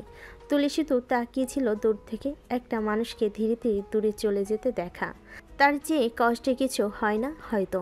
বেশ কিছুদিন ধরে তুলির শরীরটা কেমন যেন দুর্বল লাগছিল, মাথা ঘুরে যাওয়া, বমি বমি ভাব, খাবার মুখে না রোচা। প্রথমে ভেবেছিল হয়তো ঘুম ঠিকমতো না হওয়ার জন্য, কিন্তু আজ সকালে আয়নার সামনে দাঁড়িয়ে নিজের মুখটা দেখে ওর বুকটা ধক করে উঠল। মুখ ফ্যাকাশে, চোখের নিচে কালছে ছাপ, কেমন যেন বদলে গেছে নিজেকে মনে হলো। সেদিনই চুপি চুপি একা গেল কাছের ক্লিনিকে। টেস্ট রিপোর্ট হাতে পেয়ে তার শরীরটা কেঁপে উঠল। রিপোর্টের পাতায় লেখা প্রেগনেন্সি পজিটিভ। তুলি মনে হলো চারিদিকের বাতাস হঠাৎ ভারী হয়ে গেছে, চোখের সামনে অন্ধকার নেমে এলো। ওর হাত কাঁপতে লাগলো, বুকের ভেতরটা ঝড়ের মতো ধকধক করছিল। না না, এটা সত্যি না, এটা হতে পারে না। চোখে পানি আর আটকাতে পারল না তুলি। মুহূর্তেই ওর মনে পড়ল ঈশানের মুখটা, যে ছেলেটার জন্য এতটা বিশ্বাস, এতটা ভালোবাসা। সে এখন কোথায়? ওর কণ্ঠ কাঁপতে কাঁপতে ফোনটা কানে তুলল। ঈশান, বলো জান। আমার তোমার সঙ্গে খুব দরকারি কথা আছে, প্লিজ এখনই দেখা করো। কেন, কি হয়েছে? প্লিজ জিজ্ঞাসা করো না, শুধু দোয়া করো, নদীর পাড়ে আসো। ওপাশে কিছুক্ষণের নীরবতা, তারপর ঈশানের কণ্ঠ ঠান্ডা সুরে ভেসে এলো। আচ্ছা ঠিক আছে, আসছি। বিকেলের হালকা রোদে নদীর পানি চিকচিক করছিল। তুলি একা দাঁড়িয়ে দুহাত ওড়নার কোণা শক্ত করে চেপে রেখেছে। দূর থেকে ঈশানকে আসতে দেখে তার চোখ ভিজে উঠল। ও কিছু না ভেবে দৌড় গিয়ে ঈশানকে জড়িয়ে ধরল। কাঁপা কণ্ঠে বলল, কি হয়েছে, কাঁদছো কেন? তুলি থরথর হাতে রিপোর্টটা এগিয়ে দিল। ঈশান, আমি প্রেগনেন্ট ঈশান। কিছুক্ষণের জন্য চারপাশে যেন নিস্তব্ধতা নেমে এলো। ঈশানের মুখে ধীরে ধীরে একরকম বাঁকা হাসি ফুটে উঠল। তুলি অবাক হয়ে তার মুখের দিকে তাকিয়ে রইল। তুমি হাসছো কেন ঈশান? আমি এমন একটা খবর দিলাম আর তুমি... তাহলে আমি কি করব এখন? মানে তুমি কি করবে? মানে তুমি আমাকে এখন বিয়ে করবে, তাই না? না হলে আমি সমাজে মুখ দেখাবো কিভাবে? আমি তো চাই তুমি সমাজে মুখ দেখাতে না পারো। কি বলছো তুমি ঈশান? এটা কেমন কথা?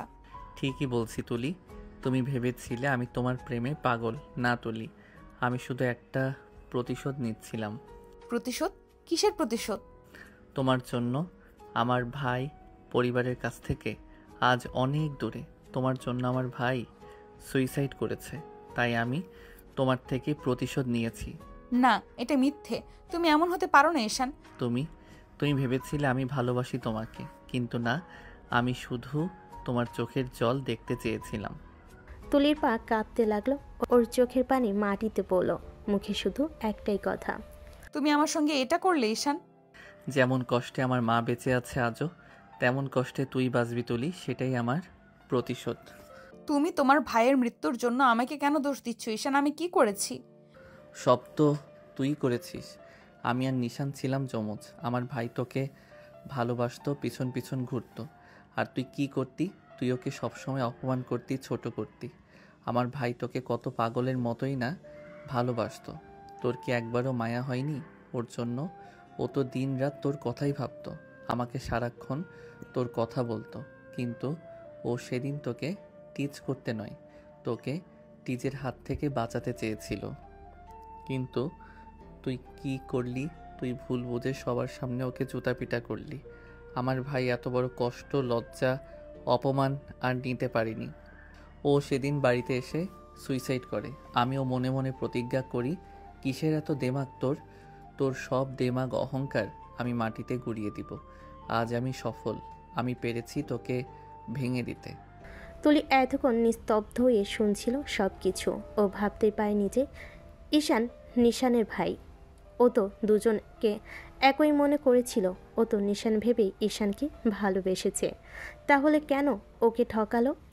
এখন কি করবে? কিভাবে বাঁচবে? সমাজের চোখে কিভাবে মুখ তুলে তাকাবে?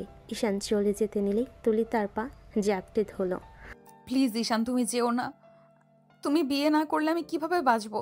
আমার বাবা মা, সমাজ, আত্মীয় স্বজন সবাই আমাকে ছিছি করবে। এই মুখ আমি কাউকে দেখাতে পারবো না ঈশান, আমি কথা দিচ্ছি।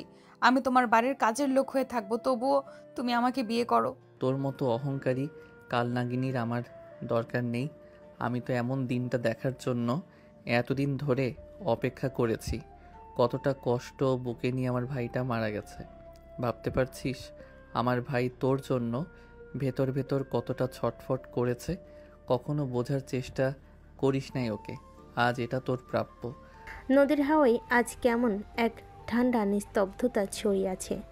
আকাশে মেঘ জমেছে, কিন্তু বৃষ্টি হচ্ছে না, যেন প্রকৃতিও কান্না চেপে রেখেছে। তুলি এখনও দাঁড়িয়ে আছে সেই জায়গায়। হাতে চেপে ধরা রিপোর্টের কাগজ এখন ভিজে গেছে চোখের জলে।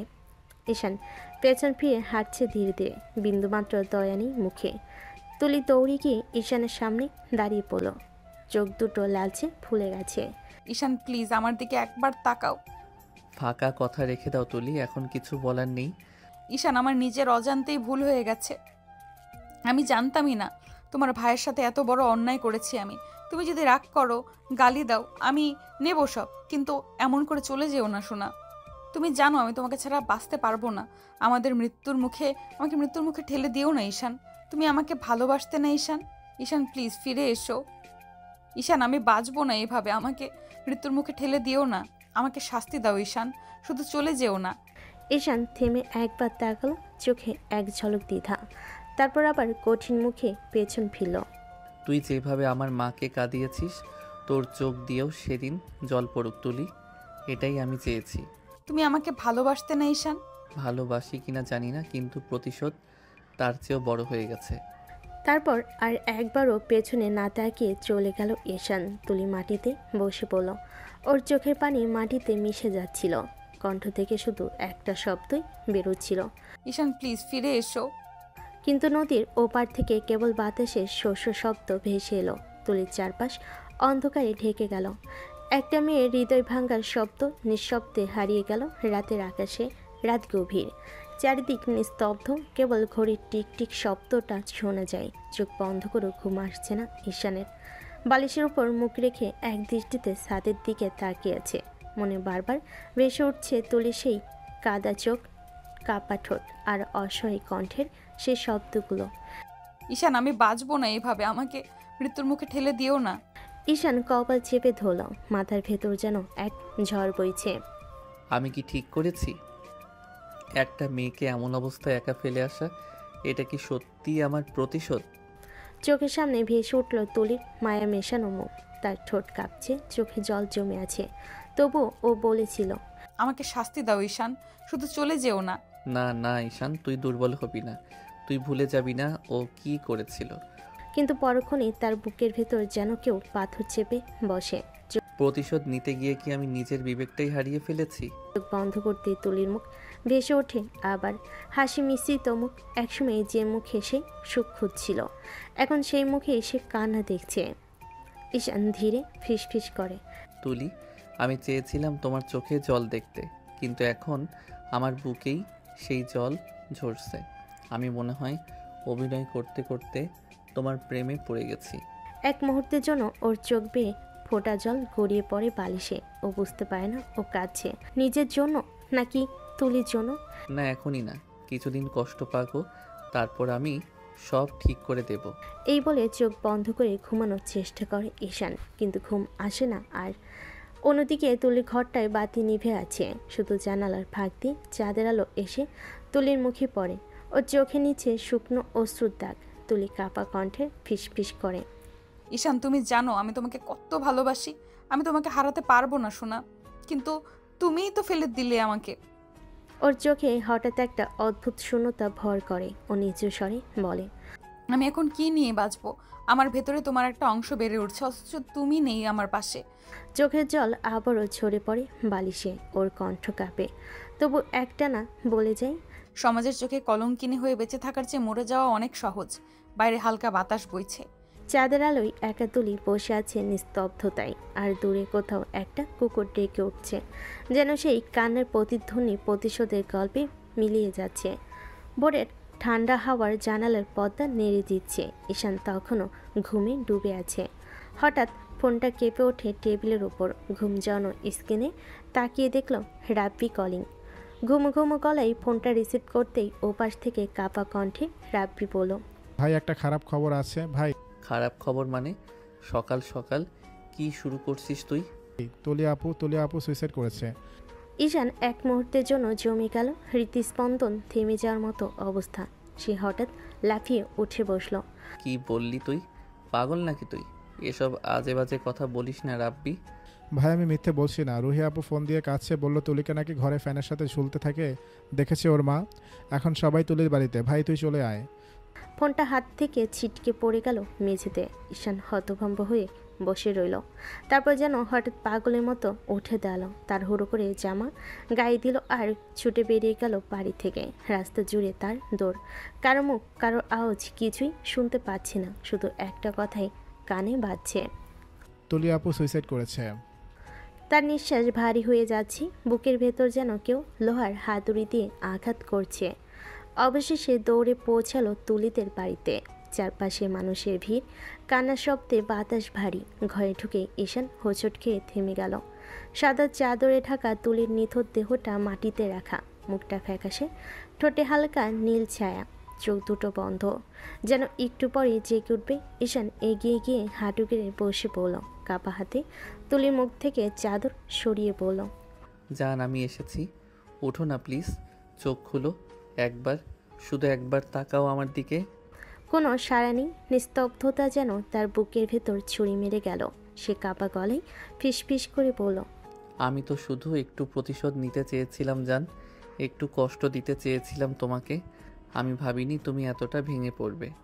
আমি তো ভেবেছিলাম কয়েকদিন পর সব ঠিক করে দিব। তুমি আমাকে ক্ষমা করার সুযোগটাও দিলে না কেন জান? তার গলা ভেঙে কান্না আসলো। সে তুলির নিথর হাত দুটো নিজের হাতে চেপে ধরল। আমি তোমাকে ভালোবাসি জান, শুনতে পাচ্ছ না? আমি সত্যিই তোমাকে ভালোবাসি। আমি তোমার মতো কাউকে জীবনে পাইনি, পাবো না। আমি বোকা ছিলাম জান, ভয়ানক বোকা। তার চোখে পানি ঝরতে লাগলো। তুলির মুখে বাইরে থেকে কেউ চিৎকার করে বলল, ঈশান বের হও, মেয়েটা মারা গেছে, এখন কিছু করা যাবে না। তুমি ফিরে আসো তুলি, আমি তোমাকে নিয়ে আবার শুরু করব। আমি বিয়ে করব তোমাকে, সবাইকে জানাবো তুমি আমার বউ। শুধু চোখ খুলে একবার হাসো প্লিজ। চাঁদের ওপর ফোঁটা ফোঁটা পানি পড়ছে। ঈশানের চোখের অশ্রু, আর পাশে পড়ে আছে তুলির একটা চিঠি, তাড়াহুড়ো করে লেখা, চোখের জলে ভেজা কাগজে লেখা কয়েকটি লাইন। ঈশান, আমি জানি তুমি এখন আমাকে ঘৃণা করো, কিন্তু আমি তোমাকে এখনো ভালোবাসি। আসলে ঠিক তোমাকে নয়, সেই ছেলেটাকে যে আমার পেছন পেছন সবসময় ভালোবাসি ভালোবাসি বলতো। আমি তো তোমার প্রেমে পড়েছিলাম, আমি তো জানতামই না তুমি সে। আমি তো তাকে মনে করি তোমাকে ভালোবেসেছিলাম ঈশান। আমি তোমাকে খুব ভালোবেসেছিলাম। তুমি আমার রাগ, আমার অভিমান, আমার সব কিছু। আমার মধ্যে যদি কোনো ভুল থেকেও থাকে, বিশ্বাস করো আমি তোমারই ছিলাম, তোমারই আছি। হয়তো এবার শান্তি পাবে তুমি, কারণ আমি আর এই পৃথিবীতে থাকবো না। তুমি নিশ্চয়ই খুব খুশি হয়েছো, তাই না? তুমি তো চেয়েছিলে আমি পৃথিবীতে কলঙ্কিনী হয়ে বেঁচে থাকতে না পেরে ধুকে ধুকে মরে যাই। দেখো, আমি সত্যিই কলঙ্কিনী হয়ে বাঁচতে পারলাম না। আসলে পৃথিবীতে সবচেয়ে বড় কষ্টের ব্যাপার এটাই, সন্তানের আসার খবর শুনেও পৃথিবীর কাউকে জানাতে না পারাটা। আমার দম বন্ধ হয়ে যাচ্ছিল ঈশান। আমার মনে হচ্ছিল সবাই আমার সন্তানকে বলতো তোর বাবা নেই, তোর মা নষ্টা। আমি এটা কি করে সহ্য করতাম ঈশান? কিছুতেই সহ্য করতে পারতাম না, কারণ আমি তো ভালোবেসেছিলাম, বিশ্বাস করেছিলাম। হয়তো আমার কপালে ভালোবাসাটাই লেখা ছিল না, লেখা ছিল কারো প্রতিশোধ। হয়তো ভালোবাসা না, প্রতিশোধের অংশ হলাম আমি। তুমি ভালো থেকো ঈশান, আমি চাই তুমি সারা জীবন ভালো থাকো। শুধু এই প্রতিশোধের অংশটাতে মন থেকে মুছে ফেলো। ঈশান চিঠিটা বুকে চেপে নির্বাক হয়ে গেল। তার চোখের ভেতর এখন শুধু একটাই চাওয়া, আর একবার যদি সময়টা ফেরানো যেত, আমি তোমার পায়ে ধরে ক্ষমা চাইতাম জান। কিন্তু তুমি আমাকে সেই সুযোগটাও দিলে না। আমি সত্যি পাপিষ্ঠ, বড় পাপিষ্ঠ। কারো ভালোবাসা পাওয়ার যোগ্য নই আমি। তাই তো আমাকে একা করে দিয়ে চলে গেলে তুমি। 5 বছর পরে বাতাসে আজ হালকা শীতের পরশ, চারিদিকে নিস্তব্ধ, শুধু শুকনো পাতার মৃদু শব্দ। পুরনো কবরস্থানের গেটের সামনে থেমে গেল ঈশান। সঙ্গে আছে তার স্ত্রী আনিকা, দুজনের হাতে সাদা ফুলের তোড়া। পথটা পেরিয়ে ঈশান ধীরে ধীরে এগিয়ে গেল সেই পরিচিত জায়গার দিকে। পাশাপাশি দুটি কবর, একটিতে ছোট্ট পাথরে লেখা তুলি রহমান 1999 থেকে 2020, আরেকটিতে লেখা নিশান ইসলাম, ঈশানের যমজ ভাই 2000 থেকে 2019। দুটো কবরের মাঝখানে দাঁড়িয়ে ঈশান হাঁটু গেড়ে বসলো। হাতে থাকা ফুলগুলো দুটো কবরে আলতো করে রাখলো, তারপর নিঃশব্দে মাটি ছুঁয়ে বলল, তোমরা দুজনেই আমার জীবনের সবচেয়ে প্রিয় মানুষ ছিলে জানো তো। কিন্তু দেখো ভাগ্যের কি পরিহাস, তোমরা কেউই আজ আমার জীবনে নেই। তার কণ্ঠ ভারী হয়ে গেল। শীতল বাতাসে তার নিঃশ্বাস জড়িয়ে কাঁপছে। আনিকা পাশে দাঁড়িয়ে চুপচাপ তাকিয়ে রইল ঈশানের দিকে, তারপর ধীরে ধীরে বলল, তুমি এখন ওদের খুব ভালোবাসো, তাই না ঈশান? ঈশান কিছুক্ষণ চুপ থেকে মৃদু হাসলো, চোখের কোণে জমে থাকা জল মুছে ফেল। হ্যাঁ ভালোবাসি, হয়তো সারা জীবন ভালোবাসবো। তাদের কথা একদিন না ভাবলে মনে হয় আমার জীবনটা অসম্পূর্ণ। মনে হয় আমার ভেতরে কিছু একটা শূন্য পড়ে আছে। আনিকার চোখে হালকা কষ্টের ছায়া, নরম কণ্ঠে বলল, আর আমাকে ভালোবাসো না তুমি? ঈশান তাকালো ওর চোখের দিকে, তারপর আলতো করে আনিকাকে কাছে টেনে নিল। তুমি তো আমার জীবনে ফিরে আসা মানে বেঁচে থাকার কারণ। ওরা চলে যাওয়ার পর তুমি না এলে আমি হয়তো আজ বেঁচে থাকতাম না। আনিকা, মাও চলে গেছে, 1 বছর হলো। সব কিছু হারিয়ে ফেলেছি আমি। তুমি না থাকলে আজ আমার পৃথিবীটা একেবারে ফাঁকা হয়ে যেত। আনিকার চোখে জল এসে গেল। ঈশান ওর কপালে চুমু খেয়ে বলল, আমি এখন শুধু তোমার জন্যই বাঁচি। কিন্তু আমার হৃদয়ের গভীরে কিছু স্মৃতি আছে, কিছু মুখ আছে যেগুলোকে আমি কোনো দিন মুছে ফেলতে পারবো না। তারা আমার দুঃখ, আমার অপরাধ বোধ, আমার ভালোবাসার অংশ হয়ে গেছে। দুজনেই নিঃশব্দে দাঁড়িয়ে রইল দুই কবরের পাশে। বাতাসে হালকা ফুলের ঘ্রাণ, পাখির মৃদু ডাক, আর সেই অদ্ভুত নিস্তব্ধতা, যেন তুলি আর নিশান এখনো ঠিক পাশেই আছে। আনিকা ঈশানের হাতটা ধরল। ঈশান মাটির দিকে তাকিয়ে আসতে বলল, তুলি, নিশান, তোমরা শান্তিতে থেকো। আমি এখনও প্রতিদিন তোমাদের কথা ভাবি। আর জানো, তোমরা না থাকলে আমি আজ এতটা বুঝতে পারতাম না ভালোবাসা মানে আসলে কি। হালকা বাতাস বয়ে গেল, তুলি কবরের উপর রাখা ফুলের পাপড়িগুলো উড়ে গেল ঈশানের হাঁটু ছুঁয়ে। সে মৃদু হেসে বলল, বুঝতে পারছি তুমি রাগ করনি জান, তুমি এখনও আমার কাছে আছো, অন্য রূপে, অন্য আলোয়। তারপর হাত রেখে প্রার্থনা করলো।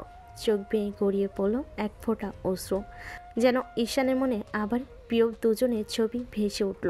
ঈশান মুচকি হেসে মনে মনে বলল, তোমরা চিরদিন আমার হৃদয়ে আছো, থাকবে যতদিন আমার নিঃশ্বাস আছে। ভালো থেকো। তো দর্শক, আজকের গল্পটির থেকে এখানেই বিদায় নিচ্ছি। আর অপেক্ষা করুন পরবর্তী গল্পের জন্য। সেই পর্যন্ত ভালো থাকবেন এবং লাইক, কমেন্ট, শেয়ার করে আমাদের সাথেই থাকুন। আর নতুনরা কিন্তু সাবস্ক্রাইব করতে ভুলবেন না। আল্লাহ হাফেজ।